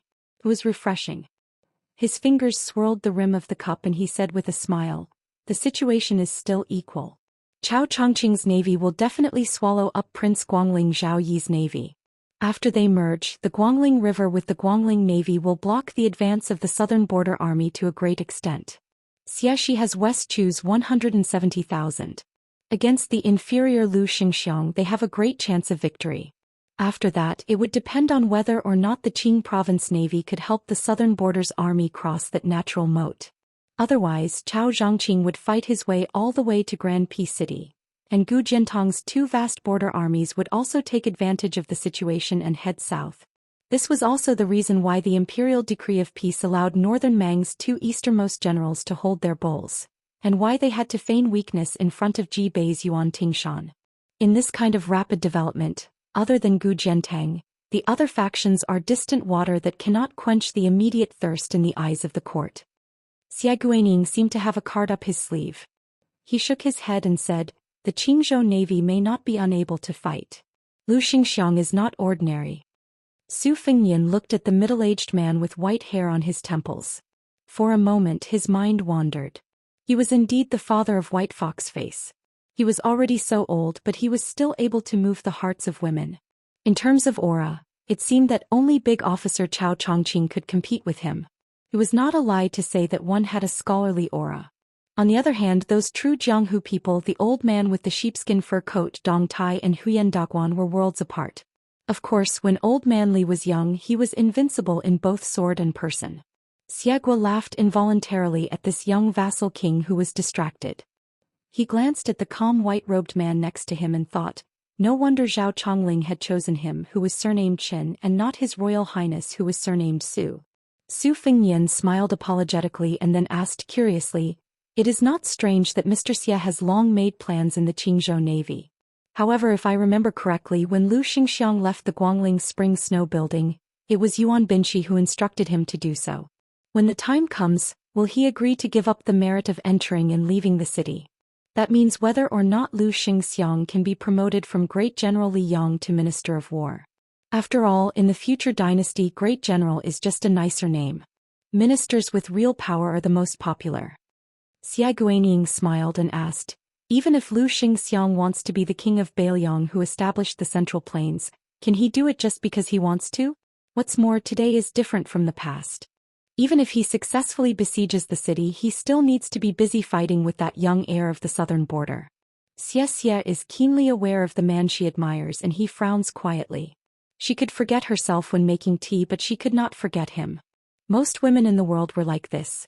No matter how otherworldly they were, there would always be a man who would bring them back to the world and they would be willing to cook for him. Su Fengnian laughed softly and said, in that case the previous emperor Zhao Dun died early. Otherwise Mr. Xie would not be so distressed. Xia Guanying nodded and said, if the previous emperor was still alive, I would not be in Lingzhou right now but in the Qingzhou Navy.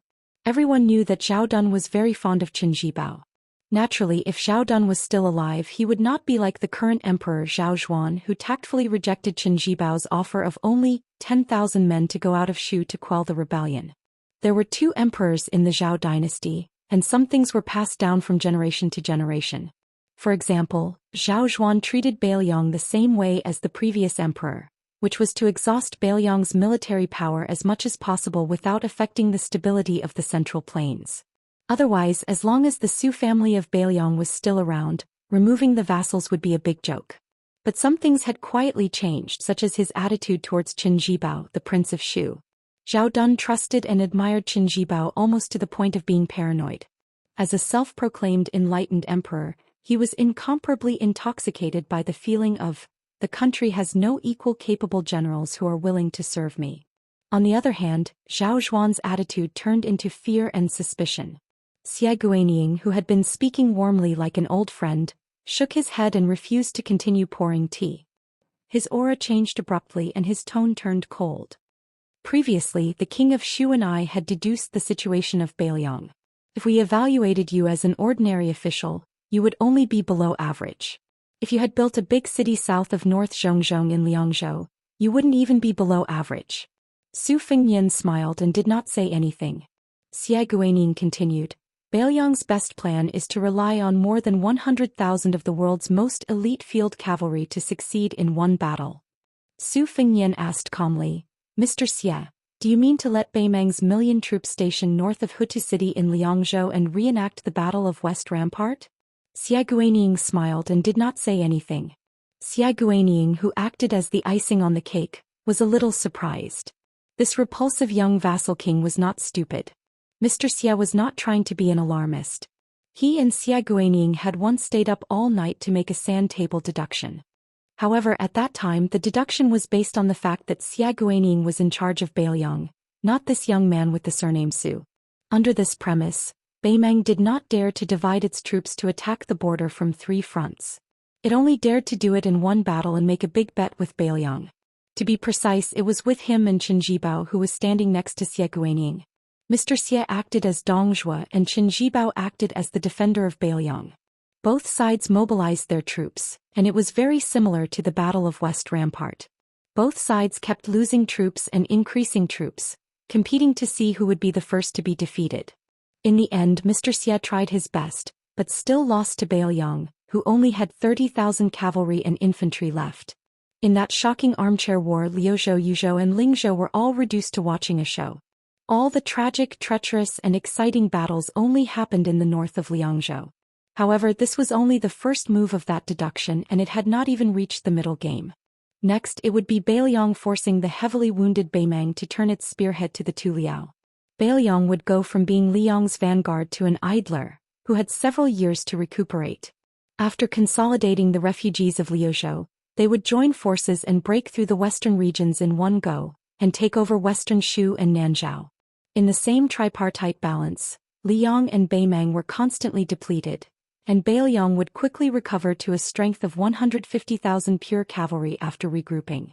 Then Nanzhao and Western Shu would raise 150,000 infantry, and once again have a total of 300,000 troops to participate in the struggle for the world. At that time he chose to go up north from Liangzhou and Jizhou, and chose to flatten Beimang and Nanzhao before coveting the central plains. Finally, after becoming the master of the 6 major territories, Bailiang, Nanzhao, Western regions, Western Shu and Nanzhao, he would occupy the high ground and directly bypass the already heavily wounded Gu Jiantong's 2 Liao defense lines. He would fight a decisive battle with Liang's army in Huainan Dao territory, and then go down south to Guangling Dao. He would not need to pay any attention to Tai'an City and then fight the Nanjiang army. At that time, whether Gu Jiantong's 2 Liao border armies fought or not, it would no longer affect the overall situation. Thank you smiled happily. Su Fengyin could probably only think of the first move of that deduction. How could he guess the soul-stirring feelings of the middle game and the ending game? Then she was stunned. She only heard that guy ask with a smile. According to Mr. Xie's deduction rules, won't Gu Jiantang be the Minister of War of the new dynasty for another 20 years? Tan Tai Ping calmly glanced at thank you. This great Grandmaster Qi cultivator also smiled. The king of Shu, who had been completely aloof, finally looked at Su Fengyin seriously. This could be regarded as the king of Bailiang, whom Chen Zhibao had watched coldly for many years, growing up little by little. Xie Guining raised his hand. Thank you immediately poured tea. He smiled and drank a mouthful of tea. This tea seemed to have the taste. Only in this way could the two sides be considered to be on equal footing. Before this, Xie Guining did not regard Su Fengyin as a real opponent at all. Chapter 1439. Xie Guining said softly, His Highness wants to defend Bailiang and is willing to draw a circle around it. Whether outsiders understand it or not, it's a choice he has no other choice. I don't appreciate this, but since he's the son of great General Su Shao, I understand. Thus, after this choice, even if Bailiang and Western Shu can't become allies, they won't become mortal enemies. It's pointless to fight over personal feelings. It's meaningless and meaningless. Xie Guining stared at Su Fengyin and said with a smile, It's just like how the 6 of us are drinking tea today. The aftertaste is endless and not wine. If a jar of strong wine is opened and finished, we'll be dead drunk. We'll drink to our heart's content, but we'll have a headache the next day. Su Fengyin only asked one question. Has Sir Xie ever thought that millions more people will die in the Central Plains? Xie Guining fell into silence. After a long while he asked in return, Then have you ever thought about how to truly inherit Su Zhao's deep will to destroy the foundation of the powerful clans? Su Fengyin laughed coldly. Sir Xie wants to say that from the great Emperor Qin's state to the great Feng dynasty and the 9 kingdoms of spring and autumn, there hasn't been a single legitimate emperor of the Central Plains born from humble beginnings? Only with such an emperor can Su Shao trample over the Central Plains be considered a success? Su Fengyin put down his teacup and said slowly, Or according to Sir Xie's words, it's meaningful? Xie Guining countered. When the great Qin was hegemonic, Luoyang was China's land. When the great Feng dynasty was in power, Qingzhou was the Central Plains. When it came to Liang, Jiangnan was the Central Plains. If one day millions or even tens of millions of people die, but we can annex all of Beimang and make the northwest of Bailiang become the Central Plains, what's wrong with that? After we succeed, we'll win hundreds of years of peace under the heavens. The more people who die today, the fewer people who die in the future. Shaking his head, Su Fengyin replied in a deep voice, There are some accounts that can't be settled like this. Xie Guining didn't get angry because of Su Fengyin's rebuttal. Instead he said with a relaxed smile, It's said that His Highness never makes a losing deal. It's the same with the 6-pearl Bodhisattva in Mount Lantua in the western region, Xianyuan Qingfeng in the Great Snow Plateau in Mount Hui Ko Jianghuai, the Deputy General of Liangzhou under the pseudonym Su Fengyin, and even more so with the little girl named Lu Narong from the Fish Dragon Gang. Before coming to Lingzhou, I made a bet with King of Shu on whether or not you would let Huyan Daguan appear openly, and in the end I lost. From this, it can be seen that although His Highness's trip to the south looks aggressive, it is actually quite sincere. Su Fengyin smiled and said, Mr. Xie is a schemer but not a shrewd businessman. You don't understand how I do business with people. Moreover, Mr. Xie is not as good as Huang Sanjia. All these years you've only learned from others. Xianxia treated the spring and autumn period like a field of crops. Mr. Xia, in the end you are just a book reader. In the first half of your life you are far from being a writer. The strategist of the spring and autumn period Xianxia, my masterly Ishan Yuan Binshi Nalan Yusi, and even Zhang Julu who isn't strictly a strategist. They are all more, less restricted than Mr. Xia. After all, it's better to have no books than to believe in books. Of course, when Mr. Xia was born, you couldn't stand the loneliness and tried to make up for yourself. Therefore you looked all over the world and flipped through the pages of the spring and autumn period books. Only then did you come to the Western shoe that hasn't been successful since ancient times. You wanted to start something new. Xia Guaniying's expression froze. Xia Guaniying felt as if he had fallen into a fog. He didn't understand what this person surnamed Su was talking about. Why would Mr. Xia, who was good at maintaining his composure, get angry? Su Fingyan suddenly turned to look at her and asked with a naughty smile, "Aunt Xia, you don't understand, right?" Xia Guaniying's chest suddenly felt stuffy and short of breath. Tentai Pingjing smiled knowingly. As the person best at observing energy in the world, she only needed a few clues to find the secrets of the heavens. For example, Huang Sanjia's identity as a writer, and Xia Guaniying's responsibility as an endorser. Huang Sanjia did not change the overall situation but changed the small details. In the end he did not die early, but endured until he was 70 years old. This could be called a good death. This was enough to make Xia Guaniying, who had been diligently endorsing books, feel angry. It was like two examinees in the same year. One had used a loophole in the imperial examinations to easily become a jinsher, while the other had taken the exam and thought they were of equal talent. How could he not be angry? Now there was another chance in front of him. So the latter wanted to fight. He didn't just want to beat Huang Sanjia, he wanted to beat Sun Ping, Yuan Binshi, Li Yishan, Nalan Yusi and Zhao Chongling. He wanted to win with a clear conscience. Saints stood at 30, did not have doubts at 40, knew destiny at 50, listened to at 60, did as the heart wished at 70 and did not overstep the rules.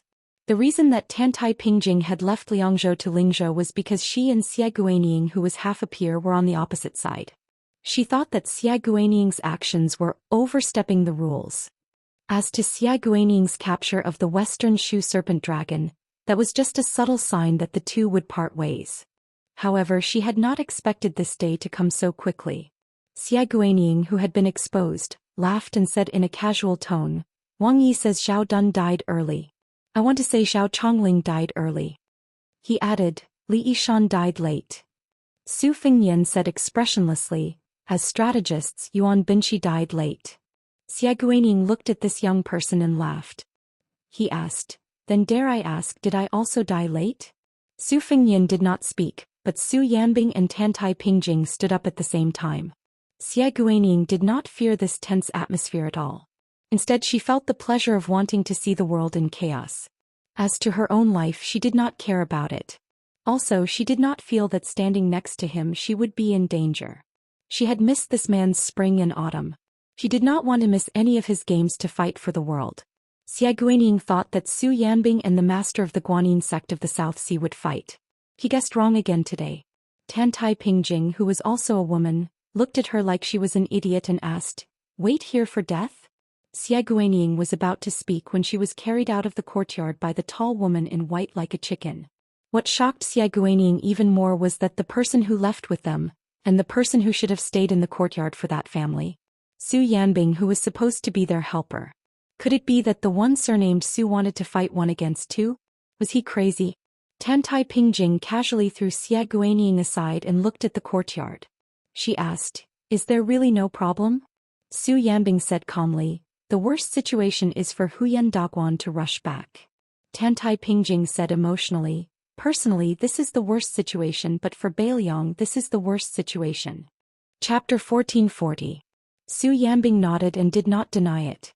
However, he turned his head and smiled. "However, don't you think that a king of Beiliang like this will vent your anger?" Tantai Pingjing said helplessly, "Disregarding everything else, the impact of this anger on the world is definitely unprecedented."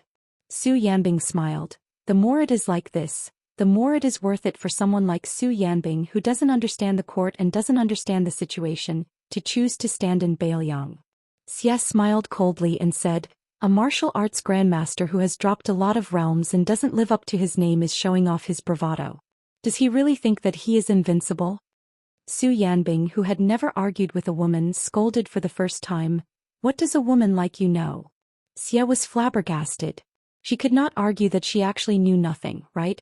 The trip to Lingzhou this time had indeed left a shadow in the heart of this great beauty who had all the men in Shu bowing down to her. If it were not for the fact that that man was also from Bailiang, she would have cursed him for being a Bailiang barbarian.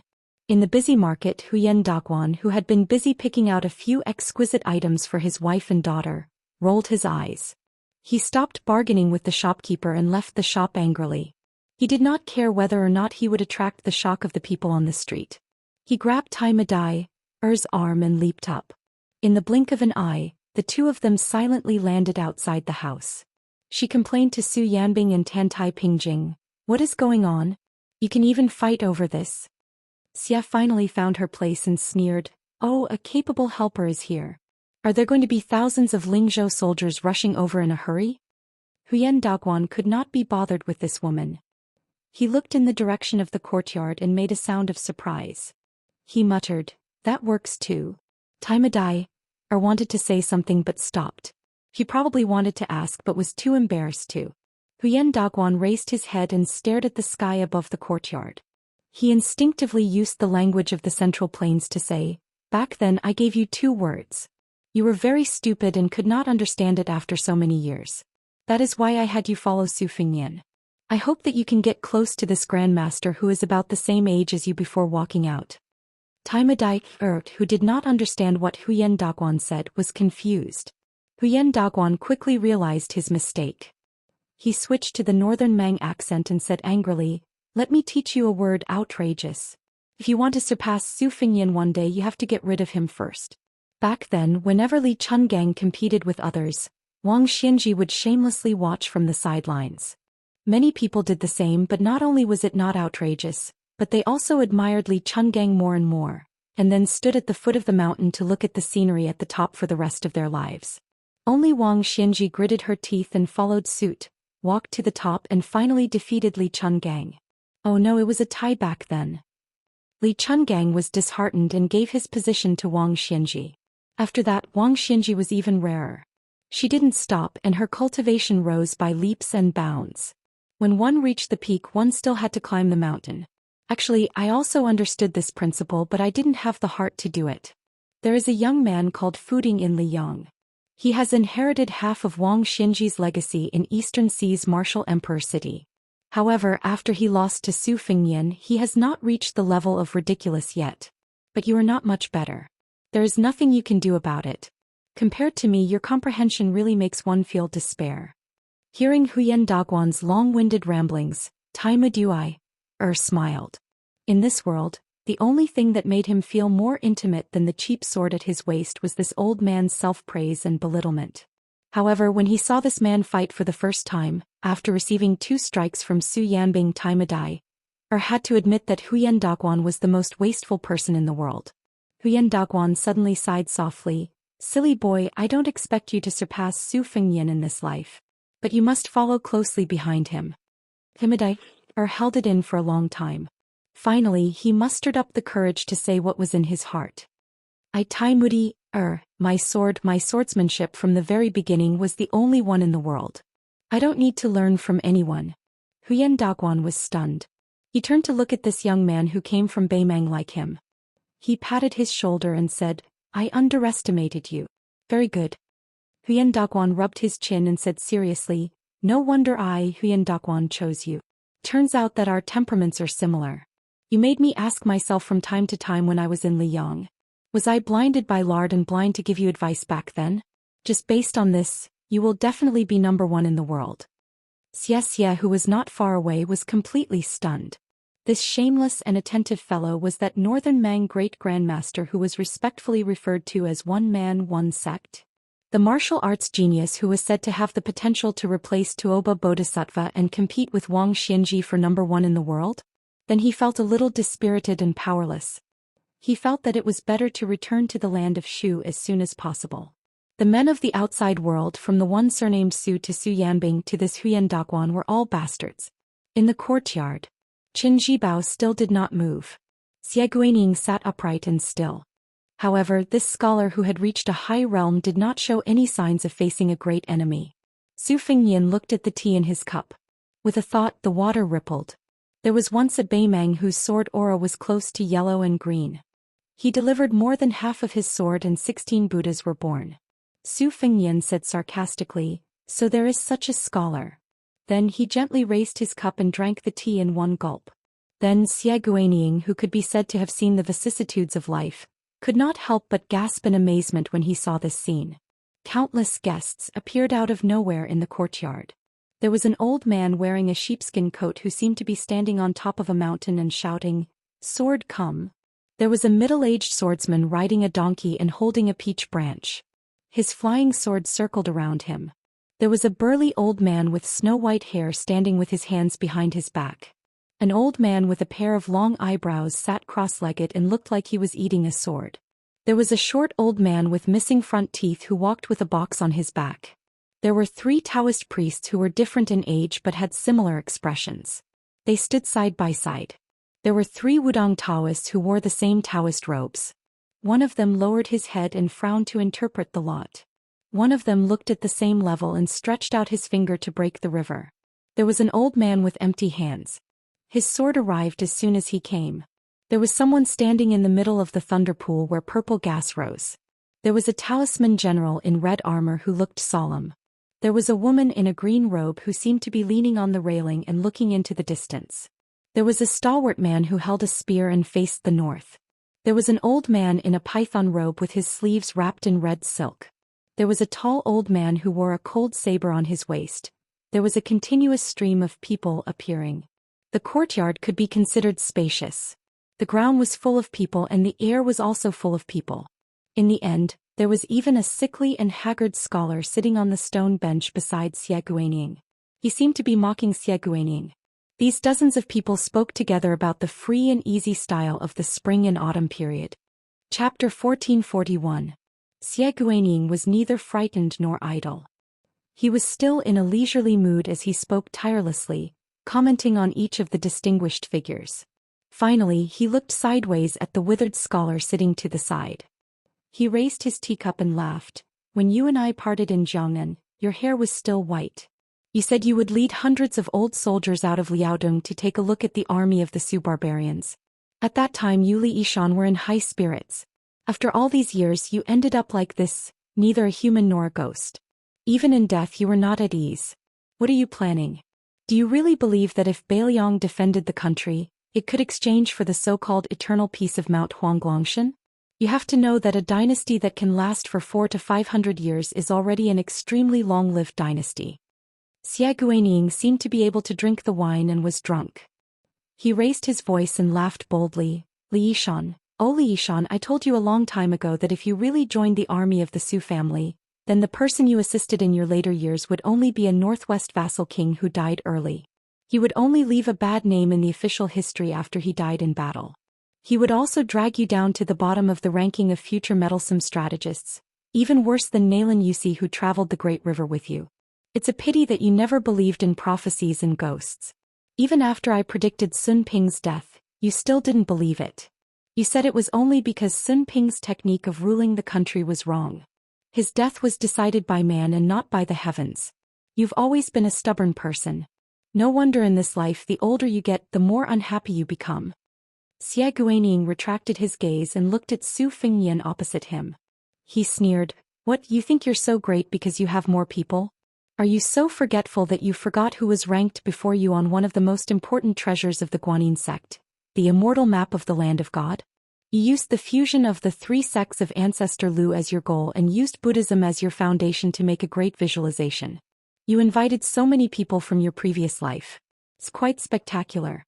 But aren't you afraid that this kind of effort will only be a lamb entering the tiger's den?"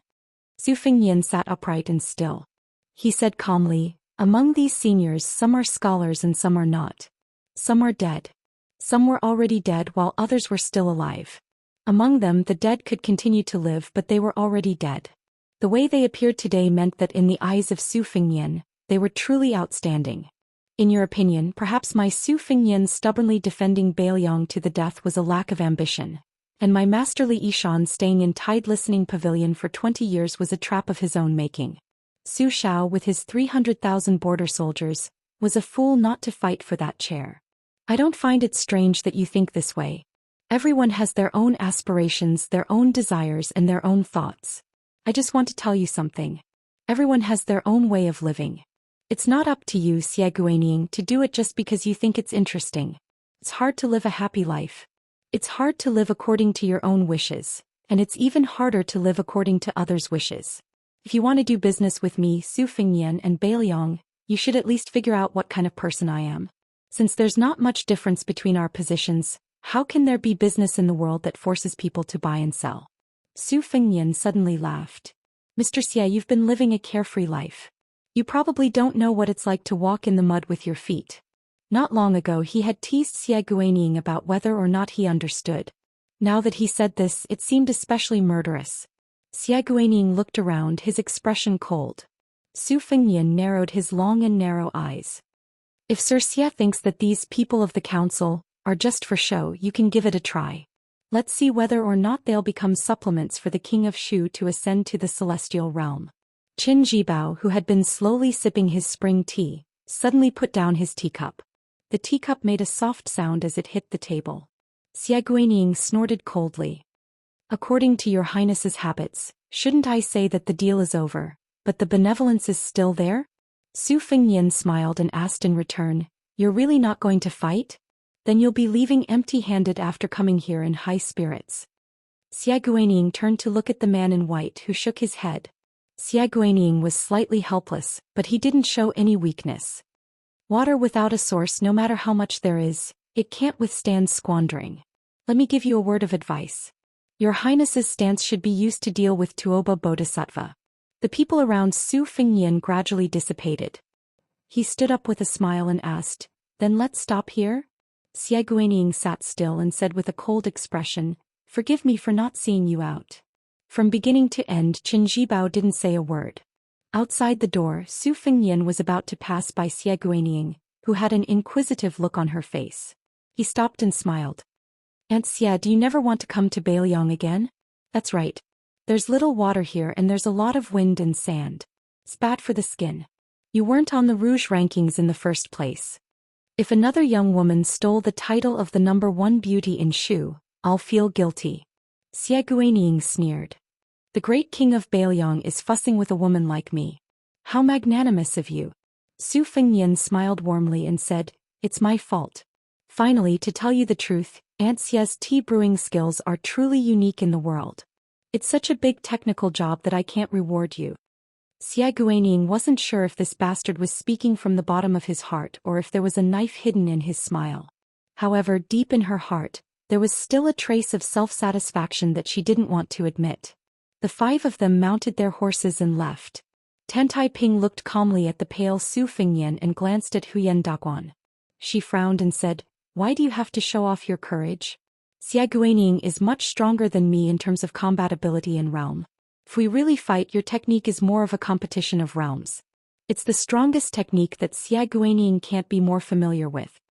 Su Fingyan waved his hand and interrupted Tan Taiping's words. He smiled and said, I'll just treat it as a warm-up so that I won't be flustered the next time I face Tuoba Bodhisattva. Although I didn't fight with Xie Guanyin, it's not like I didn't gain anything. The visualization that was originally leaking on all sides has been mended a lot. After Su Fingyan finished speaking, he turned to look at Su Yanbing and said with a bitter smile, Uncle Su, I'm afraid I'll have to trouble you to take a detour and tell Deputy General Han. Yes, tell him that he doesn't need to blame himself. Su Yanbing was puzzled, but he didn't ask much. His fellow disciple Han Laoshan was now the Deputy General of Lingzhou. In name, he was guarding the southernmost gate of Bailiang. In reality, everyone knew that Han Laoshan's most important duty was to keep an eye on the movements of Western Shu. This was to prevent the Shu army from adding insult to injury when the battle at Liangmang was in full swing. The five of them had already parted ways before they left the city. They went in 3 different directions. Su Fingyan and Tan Taiping went north to enter Liangzhou. Su Yanbing went south to pass on a message to Han Laoshan. Huyen Daguan and Tai Madai, or could roam around Lingzhou. The two of them didn't have much to do with Baoyang. Su Fengnian didn't have the face to order them around. After Su Fengnian and Tantai Pingping rode out of the city, he lamented, "Let's not talk about combat power. Just talking about the level of state, Tuoba Bodhisattva was the second most powerful person in the world. Actually, there was an obvious gap between him and Wang Xianji." Tantai Pingping nodded and said, "Speaking of this, although Huyan Daguan has lost to Tuoba Bodhisattva, the former state is still higher than the latter. This is related to talent and fate. With Wang Xianji's death, the gap between the 14 people of Wushu isn't as big as it used to be. Both the state and combat power are the same.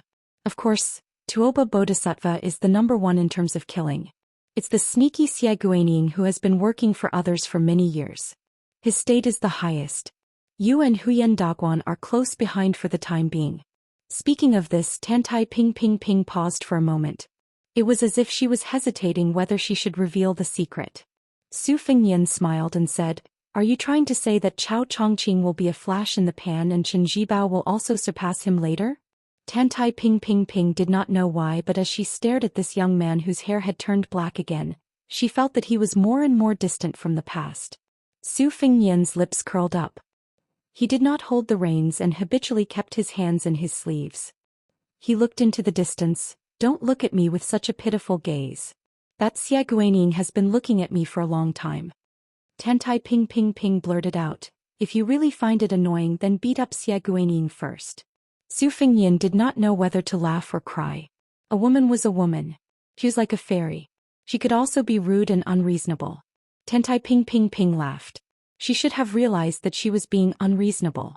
Su Fengnian galloped more than 30 miles outside the city. He dismounted and fed the war horse. During this pause on the way back to Liangzhou, Tantai Ping asked, "Why did you let Su Yambing tell Han Laoshan not to blame himself? Did the Lingzhou army make a mistake?" With a complicated expression, Su Fengnian said, "I only had this guess after seeing him and Xie Guanyin. If I'm not wrong, the 10,000 soldiers on the surface of Shu have not left Shu, but secretly, I'm afraid there are more than 10,000 people who have already left Western Shu. This step was probably something that Chen Jibao had thought about before he entered Shu. Mobilizing 10 to 20,000 soldiers and maximizing their strength would be a headache for ordinary generals on the battlefield, but to Chen Jibao, it was no different from playing a game. Furthermore, we are just changing the location of these troops." The moment he started to talk, Su Fengnian started to mutter to himself, "Wait for it. These Shu soldiers who have not fought for a full 400 years will shock the entire Liang dynasty in the Guangling Road battle." Back then, Su Shao, who was known for his cavalry, used infantry to take down Western Shu. This gave the imperial court and the Central Plains a misunderstanding that the Shu soldiers were not strong enough. However, the Tide Listening Pavilion's secret files clearly recorded how the Shu soldiers dared to fight to the death. Western Shu, which had the natural advantage of defending the country, only had 120,000 troops. But do you know how many Shu soldiers died back then? Up to 90,000, a full 90,000. The intensity of the battle is the greatest in the spring and autumn period. Chapter 1442. Speaking of this, Su Fengnian gnashed his teeth and cursed, "Son of a bitch, if Baoyang could have Western Shu as a strategic depth and source of troops, would I still need to listen to the imperial court? Would I still need to personally go out of the calabash and lead 10,000 Yuzhou cavalry to their deaths? I could sit on a small stool in Huayang Pass and bask in the sun while eating melon seeds, waiting for those Beimang barbarians to attack Baoyang. Would they dare? Humph, if it weren't for Zhao Dun asking him, the Minister of War, to go to Western Shu, it would have been Gu Jiantong's Liangliao defense line to face those millions of troops." Looking at the young lord who lost his composure, Tantai Pingjing smiled and said softly, "You really don't want to be the emperor? I think you'll be a good emperor." The muttering Su Fengnian calmed down and raised his head to ask, "Why?" Tantai Pingjing said, "The Zhao family can't tolerate Baoyang, but you can tolerate the Central Plains." Su Fengnian said lazily, "There are definitely people who can do better than me when it comes to being the emperor and sitting on the dragon throne. However, I, Su Fengnian, am the only one who can be the king of Northern Liang in this world. This has something to do with my martial prowess and knowledge, but that is not the most important thing. As for whether I can be the king of Northern Liang, it has nothing to do with me." Tantai Pingjing asked, "Even Chen Jibao can't?" Su Fengyan said softly, probably not. But Qin Jibao can't do it, not because this white-clothed war saint can't do it, but because of my own selfishness. I don't care who sits on the dragon throne, but the position of the king of Bailiang must be mine. Tantai Pingjing said considerately, it's natural to live for oneself. Every man for himself, and the devil takes the hindmost. Su Fengyan couldn't help laughing and said, my master Tantai, I can tolerate such nonsense if others say it, but why are you also beginning to misinterpret the Buddhist classics? As one of the few chi trainer gurus in the world, Tantai Pingjing is the one who catches the fish that escapes the net for the natural law. How can she not know the true meaning of this sentence of Buddhism that is taken out of context by the world? She asked, did I really misinterpret it? Su Fengyan sighed softly. You think too highly of me. After the two of them mounted their horses, Su Fengyan suddenly smiled brightly. You asked me if I want to be the emperor? Why don't you make a guess? Tantai Pingjing was furious. So the two of them rode north in silence. However, when they were less than 100 li away from Liangzhou city, Su Fengyan stopped his horse at the relay station and told her to head west without any warning. Tantai Pingjing asked, what is the west, hundreds or thousands of miles? Su Fengyan smiled and said that if he wanted to borrow troops from others, they wouldn't be able to reach an agreement. He even said that he needed to make this trip by himself. Otherwise, it would seem as if he was going to cause trouble. It would be ridiculous. Tantai Pingjing said that the person who is most confident in killing you alone in the world happens to be in the middle of the road to the west of Mount Lantua. Su Fengyan only said yes and didn't say anything else. Tantai Pingjing suddenly flew into a rage. Even if Su Longxiang is your brother, he has his own destiny. Are you going to protect him for a lifetime? You have already suffered enough in Liuzhou. Are you going to break your head and bleed again? Su Fengyan smiled. I didn't even fight with Xie Guanying. I won't fight with Tuoba Bodhisattva for the time being. Of course I will take a detour. I won't look for Tuoba Bodhisattva if I have nothing better to do. Tantai Pingjing suppressed her anger. I will send you to Qingsong City. Let me give you a word of advice. You better not fight with others in Mount Lantua. Otherwise, even if I foresee that Tuoba Bodhisattva wants to kill you, I can only watch him do it. Su Fengyan blinked.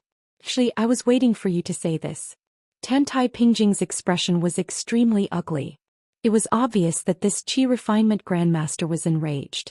Su Fengyan mounted the horse again. He smiled gently and asked, have you guessed the answer to that question? Tantai Pingjing's temper finally exploded. She said angrily, guess your head.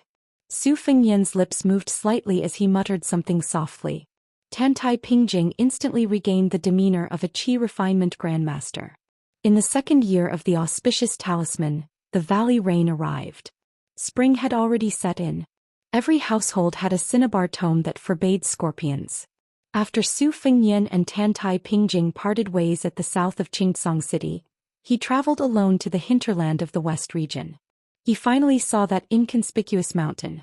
And at this time, a monk nicknamed Useless Yi went down to Guangling and found Chao Zhangqing, who was on a western Chu ship. The monk was floating on a reed leaf on the river with his hands clasped together. He raised his head and looked at the green robe, asking Chao Zhangqing to put down an item and pick up an item. Chao Changqing did not speak. He only shook his head. Chao Changqing could not let go of Dechu. Chao Changqing could not pick up the Central Plains. The monk from Mount Lantuo, whose real name was Lu Songtao, asked, even I can let go. Why can't you? Chao Changqing smiled. You have never picked up the things that I can't let go of. How can you let go of them? Useless monk lowered his head and chanted a Buddhist proclamation. Chao Changqing looked up at the distant capital of Dechu. He said that he could not let go of Dechu. He could not let go of the capital, the imperial palace, the pavilion, or the chessboard. Actually, it was just that he could not let go of her, who was watching the chessboard with a smile. On this day, Useless Monk died in battle on Guangling River. On this day, seawater poured into Guangling River. The Confucian sage Chao Changqing's domineering ways were known to all. When Su Fengyan climbed the mountain, bells suddenly rang all over the mountain. Su Fengyan sensed the melodious sounds of the bells. He stopped halfway up Mount Lantuo and looked to the east, lost in thought. Su Fengyan slowly closed his eyes and lowered his head to put his palms together. He hoped that Bailiang would not be sad. After Su Fengyan and the others left, Qin Zhibao gently picked up his teacup and remained silent. Xia Guining stood up and could not help but laugh and scold. This guy is indeed Li Yishan's disciple. He's so stubborn. He even turned around and scolded me. However, I don't know if he listened. Su Fengnian's realm is like water without a source. Apart from the west, he'll have enemies on 3 fronts from today onwards. It's even more so for Bailiang. Qin Zhibao smiled. Anyway, we didn't ask for anything on this trip to Lingzhou. I just want to take one last look at Bailiang, which is still peaceful. Is it because the father-in-law pinches his nose and suppresses his anger to look at the son-in-law? Xia Guining mocked himself. I only have a son. How can I be a son-in-law? Qin Zhibao's smile grew wider. He was actually joking. Are you trying to make things difficult for the mother-in-law's attitude towards her daughter-in-law? Xia Guining sighed and changed the topic. He said gloomily, if the situation gives me half a year, just half a year, then you... Qin Zhibao shook his head. Don't talk about half a year on the battlefield. An hour or even a quarter of an hour can decide the outcome of a battle. Xia Guining sat back down on his stool and asked curiously, you really don't have anything you want to tell Su Fengnian? Qin Zhibao said indifferently, something I want to tell him? Yes, I just don't want to say it. Xia Guining could understand why this white-clothed man's words seemed to contradict themselves. Xia Guining rested his elbows on the table and leaned his body, appearing more leisurely and comfortable. That fellow's words hit the nail on the head. The world's affairs are the most difficult to go according to one's wishes.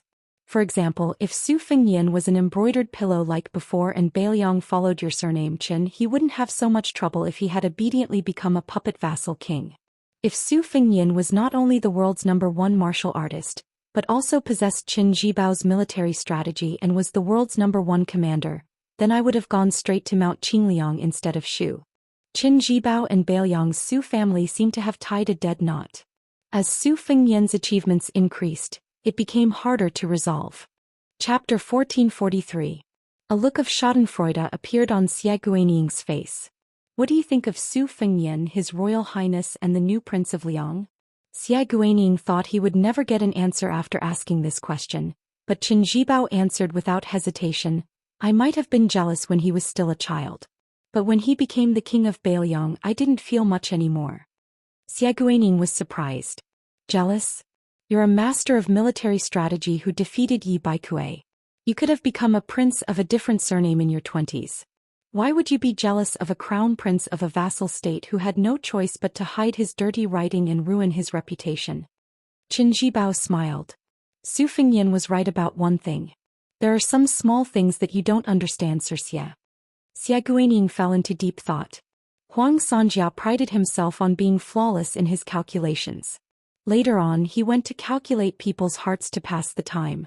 In the end, he miscalculated that young ranger who used a wooden sword in the capital. Qin Zhibao stood up slowly. When I was young, there was a man and a woman who had an argument. Xia Guining was truly curious this time. It wasn't hard to guess the identity of the man and woman. Only the king of Bailiang, Su Shao, and princess consort Wu Su could keep the war sage in mind for so many years. But the content of the argument was something he couldn't guess. The corners of Qin Zhibao's mouth curled up into a smile, but he didn't try to hide it.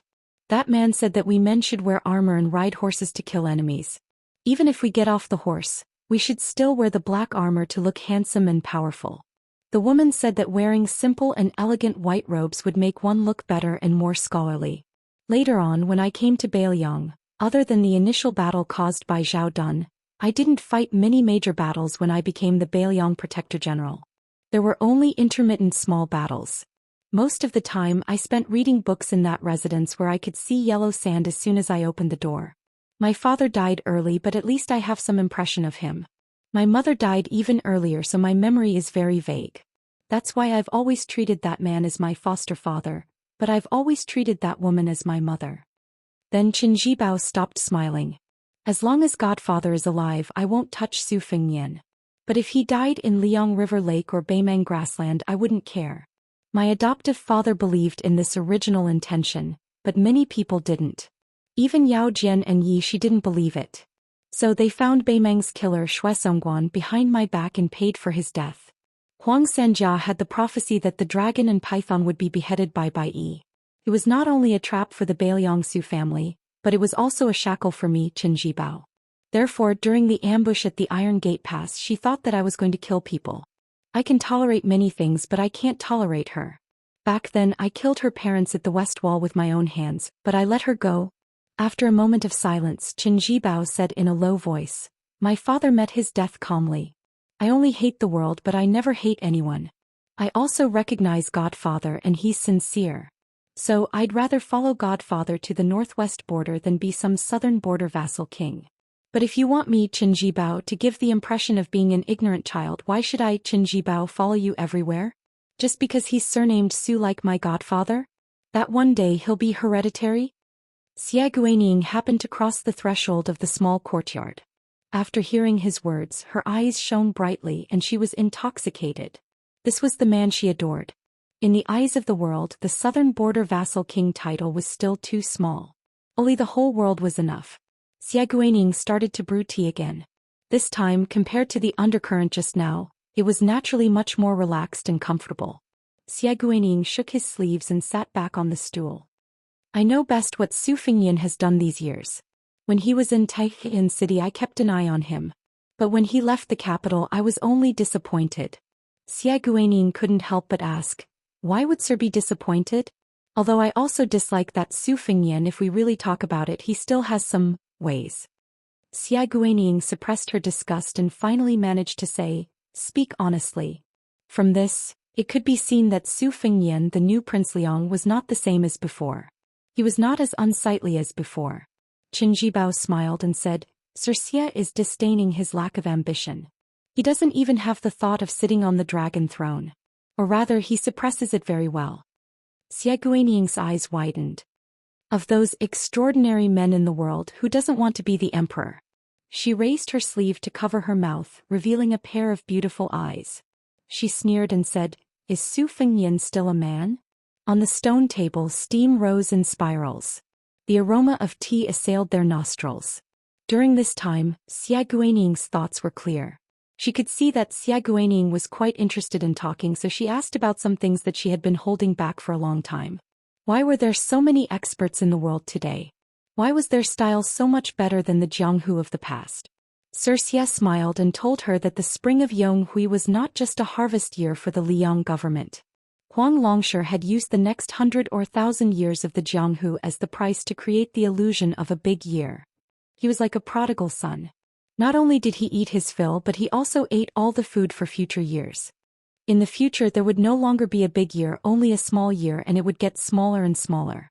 Generation after generation of Jianghu, there were no more land immortals, no more people who resonated with the heavens and earth, no more people who asked for immortality.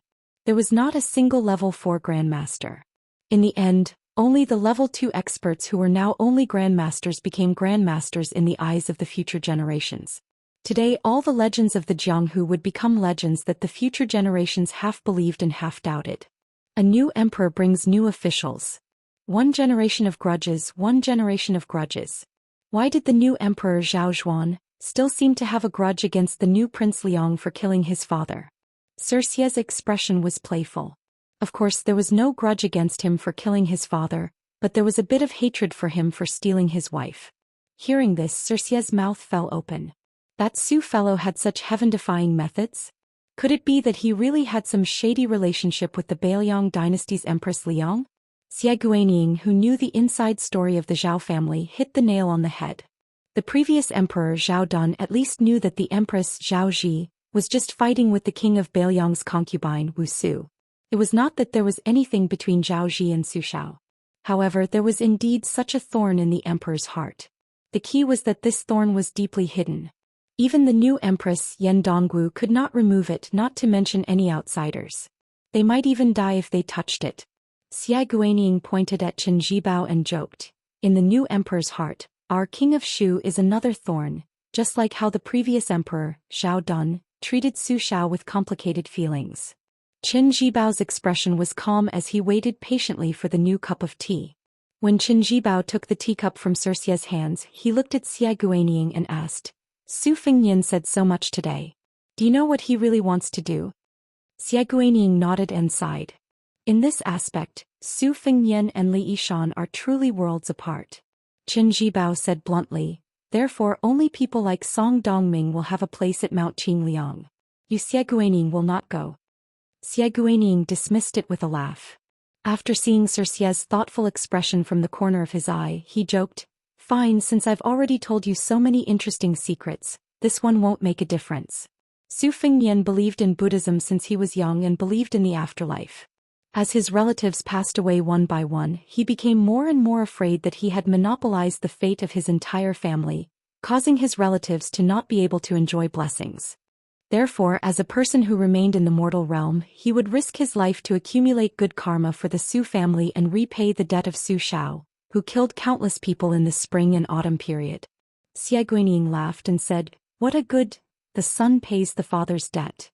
Therefore, whether Su Fengnian wants to be the emperor or not, he doesn't dare. How pitiful. After Sir Xie recovered from his shock, he lowered his head and said softly, how pitiful. Qin Zhibao muttered, is it pitiful? Chapter 1444. In the vast western regions, there were mountains that cut the western regions into two like long swords. The protectorate of the western regions, established by the Great Feng dynasty, was located at a broken mountain pass. Its territory was even larger than the current Liang dynasty. After the fall of the dynasty, the protectorate gradually became a city without a master. After more than 200 years of bloody disputes, the ancient city established its own rules. It had the most complicated network in the world. Perhaps an old man past his prime in a smoky noodle house was once a noble descendant of a certain country in the spring and autumn period. Perhaps an unreasonable butcher who bared his chest every day was a general of the Central Plains who commanded tens of thousands of elite soldiers. Perhaps a white-haired old woman who could bargain with a vendor for an hour when she finally got what she wanted and turned around to play with her hair would lead people to guess that when she was young, the old woman must have been a lady of a noble family who had been raised in a lush and beautiful place. In addition to these survivors who had been forgotten along with the spring and autumn period, there were more outlaws in the city. Everyone was doing all kinds of shady things. There were horse gang who came to the border all year round to get drunk in their leisure time. There were killers who killed people like Flax. There were people who were nominally merchants but were actually spies of a certain force. There were people who died almost every day in the throat of the western region, but they all followed the rules. If someone didn't follow the rules and died, someone would naturally intervene and end the matter in an orderly way. In a carriage that was temporarily hired to drive to the city, the coachman was a middle-aged man with a sallow face and thin body, but his eyes were sharp. He was talking about the city's rules with spittle flying everywhere. Sitting beside him was a young man who was not commonly seen in the western regions. His elegant green robe was not uncommon in the city, but the appearance of a young man was rare. In the eyes of the native man, this guest was like a character in a storyteller he had heard of in his early years. A scholar who went to the capital to take the imperial exam, stayed in an ancient temple, and then met a fox spirit who turned into a human. In the dusk, the man looked up at the vague outline of the huge city, and then he couldn't help but look at the foreign employer who was not generous with money from the corner of his eyes, feeling a little regretful. In the town they were going to, though most of the people lived and died according to the rules had to be made, and it was unfortunate that they had come across this little group of people, whose observance of the rules depended on their mood. Some people would become rich overnight because of this. After being chosen by the big shots in the city, they would rise to the top in a single bound in the largest city of the western regions, which was home to more than 100,000 people. There were also some people who were never heard from again because of this. A few years ago, the coachman had taken a group of 4 people into the city, 3 men and 1 woman, armed with sabers and swords.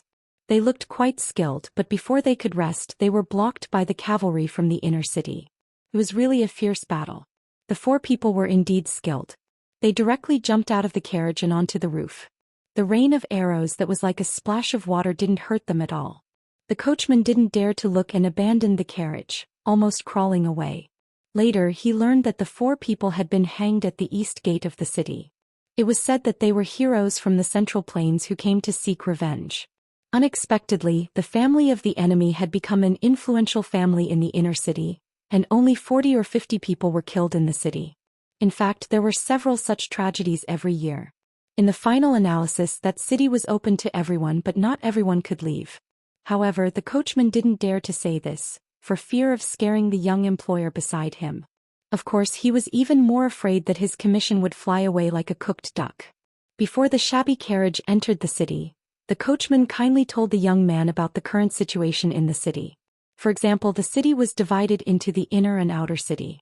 There were 4 local gangs and sects in the outer city, and they liked to go out of the city to play cavalry when they had nothing to do. At the peak of their strength, there were thousands of cavalry on both sides. It was said that the 4 forces together had more than 3,000 war horses and hundreds of crossbows. If you provoked them, you would be waiting to be torn apart by 5 horses. Anyway, those guys had done such things before. In the inner city, there were 3 guys with surnames that couldn't be provoked. They were extremely influential and had a strong family background. In any case, they were the local tyrants in the city. Among them, the Chai family had collected 20 to 30 dragon robes. The head of the Chai family rarely went out with great fanfare.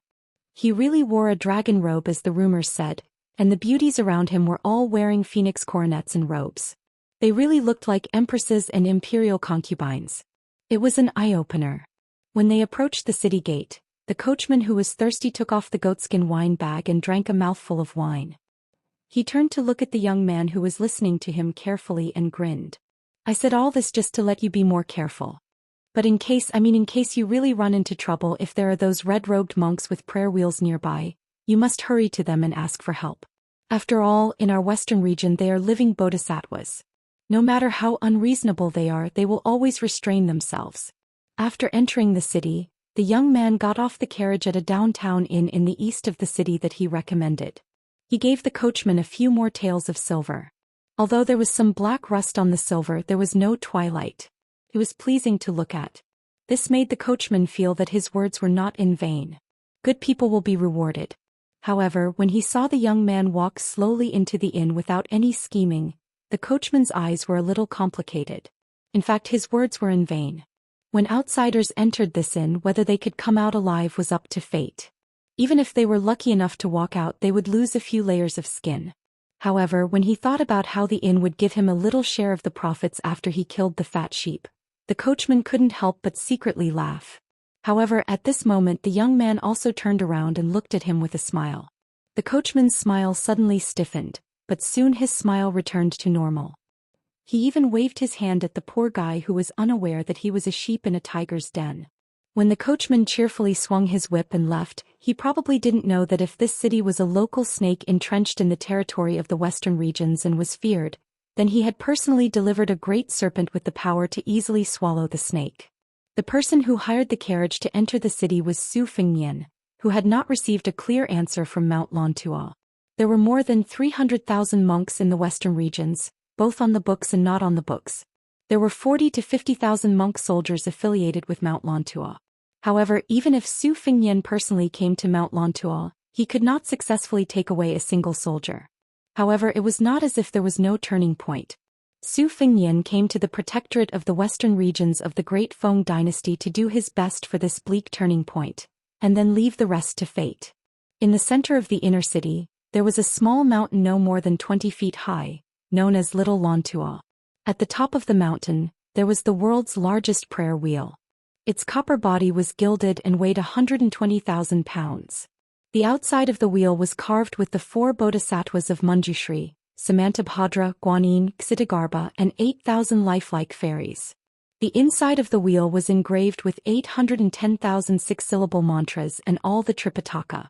The prayer wheel had a large ring for people to hold on to. The reason why it was said to be empty was because no one had ever successfully moved the prayer wheel after it was created. Thus, each rotation was equivalent to 810,000 chants of Buddha. Until now, no one had been able to enjoy the great fortune of reciting Buddha's name. This anecdote had been circulating in the Central Plains for a long time along with Buddhism's journey to the east. It was said that the difficulty of this method is difficult to turn was first in climbing Little Lantua, then in the strength of dragons and elephants equivalent to tens of thousands of pounds. The third difficulty was whether one had the fate with Buddha. There was once a monk of Mount Lantua who said that even Lu Zhu and Wang Xianji would find it difficult to turn the prayer wheel. For Zhou Xian, even if Mount Lantua wanted him to turn the prayer wheel, it was not impossible for him to try. However, Su Fengnian did not dare to say that he would succeed. There were many eminent monks in Mount Lantua. There were 2 Buddhas like Lu Songtao in the mortal world, plus the Bodhisattva of 6 jewels and dozens of masters. Once they joined forces to defend against something or prevent someone from doing something, it would be as difficult as ascending to the sky. Su Fengnian believed that with the strength of the 14 Wu judges, it would not be difficult to move the prayer wheel. The real difficulty should be the Buddhist fate that seemed to exist but not exist. Mount Lantua gave a forward reminder to the young vassal king who personally visited the mountain, heavenly water-bathing Buddha. Su Fengnian checked in on the 2nd floor of the inn. He opened the window and looked worried. View March 2nd. However, the Buddha's birthday of 9 dragons spitting water, bathing in golden body, was not until April 8th. Logically speaking, it was impossible for Su Fengnian to waste an entire month in this isolated city thousands of li away from northern Liang. However, at the foot of the mountain, Su Fengnian met a stooped old woman who was holding a small prayer wheel in her hand. After chatting for a while, the old woman gave the ordinary prayer wheel to Su Fengnian. When Su Fengnian thought about it, the old woman's unintentional words reverberated in his heart like the roar of a large bell. At that time she said that one could not rotate the prayer wheel too quickly. It was not that the more times one rotated it, the more merit one would accumulate. Instead, one had to be calm and steady.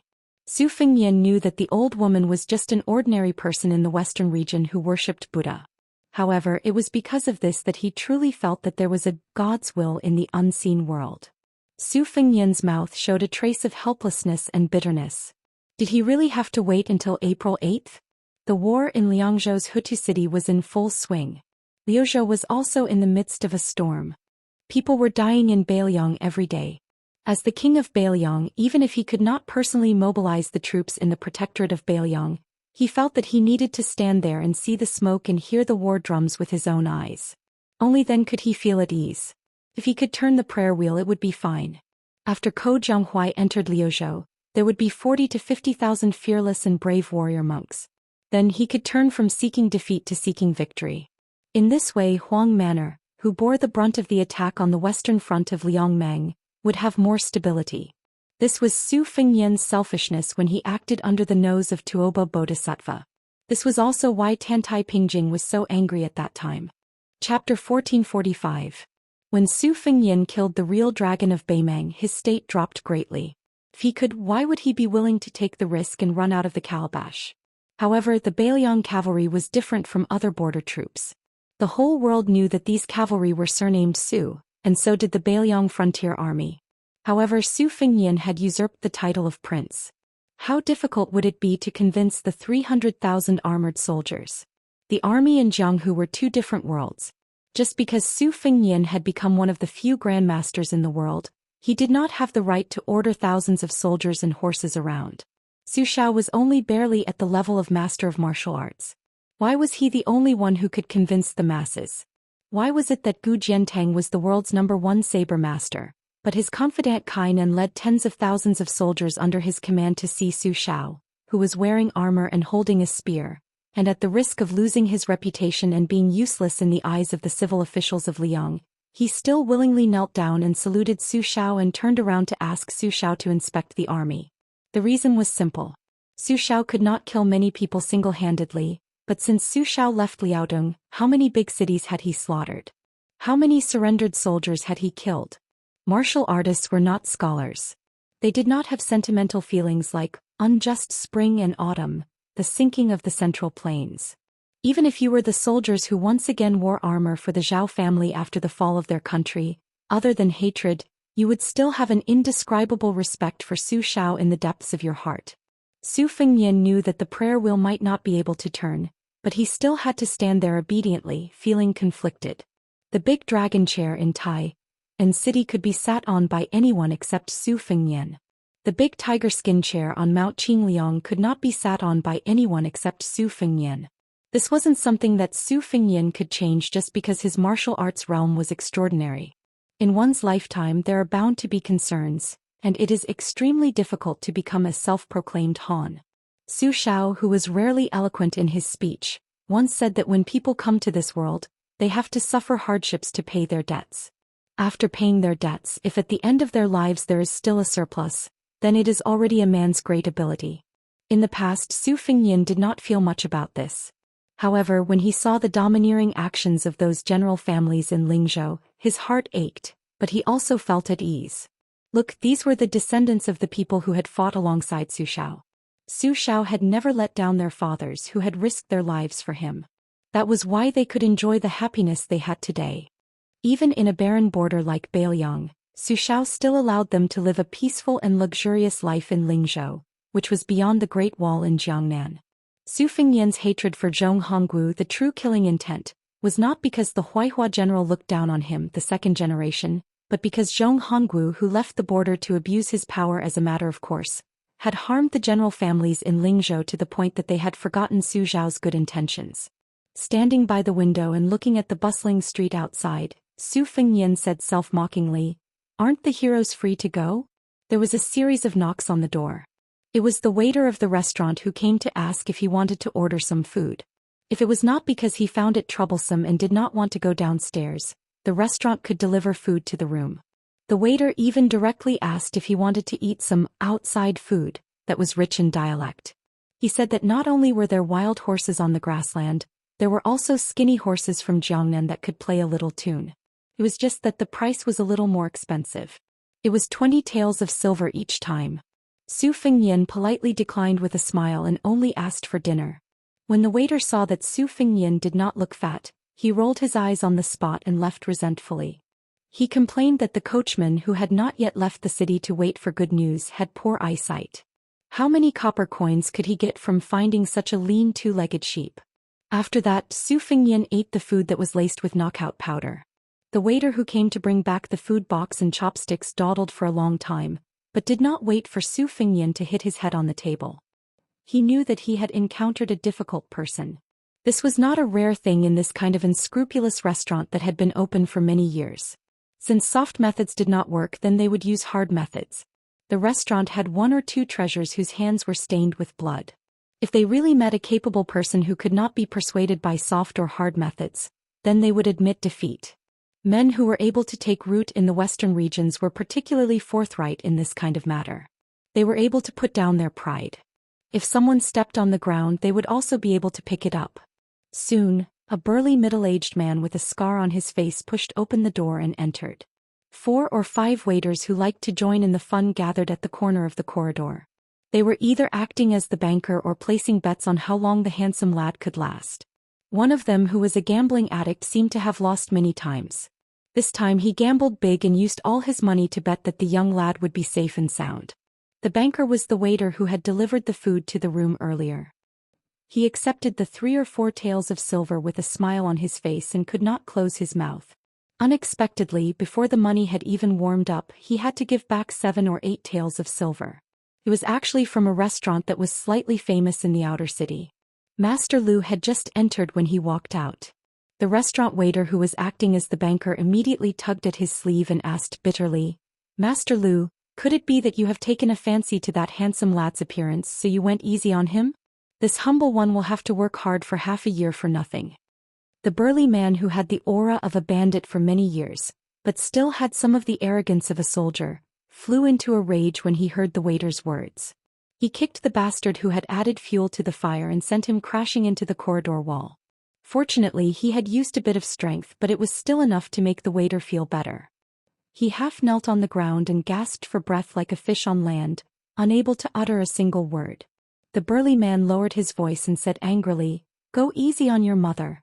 If your mother was in the room, this daddy would have made her unable to get out of bed for half a month." How could the waiter dare to refute him? He endured the pain and groaned softly. Compared to that kick, this kind of vulgar words couldn't be any lighter. In the western regions, what did this amount to? It couldn't even be considered an appetizer. Even people like them, who were born and raised in this city in their 20s and 30s, more or less knew some inside stories. 20 years ago, there were many men and women who were unable to survive here with their own abilities. It was unknown how many noble women and jade leaves had to entertain guests in the dimly lit private kills. The men who guarded the door and solicited business for them might be their fathers or even the men in charge of the household. Therefore, many old men now, when they were sunbathing and waiting for death, liked to take a stance and say similar things to young people like them. You young people are really born late. We are at the age where we are full of vigor and vitality, yet we have met a good age. Those women from the East, whether they are in their teens or 20s or in their 30s or 40s, are much more beautiful than the women you see on the streets today. Their skin is really like fine silk to the touch. Although they are always bashful and like to make people extinguish the oil lamp before doing it, otherwise they will ask for more money, but this is not a big deal. Because when you really get on top of their bodies, you will know the pleasure. This kind of luck with women, you bunch of brats can forget about it. That man didn't pay attention to these young rascals whose eyes couldn't hold half a bowl of water and directly left. Even though he was far away from that room, he still had lingering fear. He had some words that he didn't have the face to say. When he stepped over the threshold, he just glanced at that person and almost couldn't take another step forward. If that person didn't smile and didn't continue to make things difficult for him, he would have already retreated and raised the flag high. But when he took 7 or 8 steps forward as if he was drinking milk, he was already drenched in sweat. No matter what, he was a brave man who had lived on the edge of a blade for 20 years, but he didn't dare to sit down. He only lightly cupped his fists and said, "Sorry to disturb the young master." When the young master nodded and smiled, he finally had the energy to move and turn around. Otherwise, he would probably be standing there like a block of wood waiting for death. This man stood at the top of the stairs on the 2nd floor and stopped. The more he thought about it, the more confused he became. He, Liu Dai, was a brave man in the army of a fallen country in the spring and autumn period at a young age. After so many years, he didn't lose his skills. Even after coming to this ancient protectorate of the western region, he still relied on luck to learn many unique skills from the Jianghu seniors who lived in seclusion here. How many times had he waded through blood and thrilling battles? Now he even touched the threshold of Master Realm. Although he was at the bottom of the list of top 20 people in the outer city and didn't have a good ranking, he was still someone on the list. Could it be that it was really like what that old master said, that the so-called masters of the western region who lived behind closed doors were too weak? Compared to the orthodox Jianghu of the Central Plains, they were thousands of miles away. Liu Dai fled to the western region with his benefactor when he was 19 years old. In the past, he was also a soldier in the army and didn't have any thoughts about his homeland. As for the Jianghu of the Liang dynasty, he had never been involved. He always felt that this city was the capital of the western region. To be able to stand out and make a career here, even if they were not inferior to the masters of the Central Plains, they were not much worse. He firmly believed that among the top 10 masters in the inner city, even if not all of them were on par with the so-called world martial arts master, there should be at least 2 or 3 of them who were qualified to be on the list. However, today Liu Dai only met the young man face to face, and he suddenly realized that he was a frog at the bottom of the well.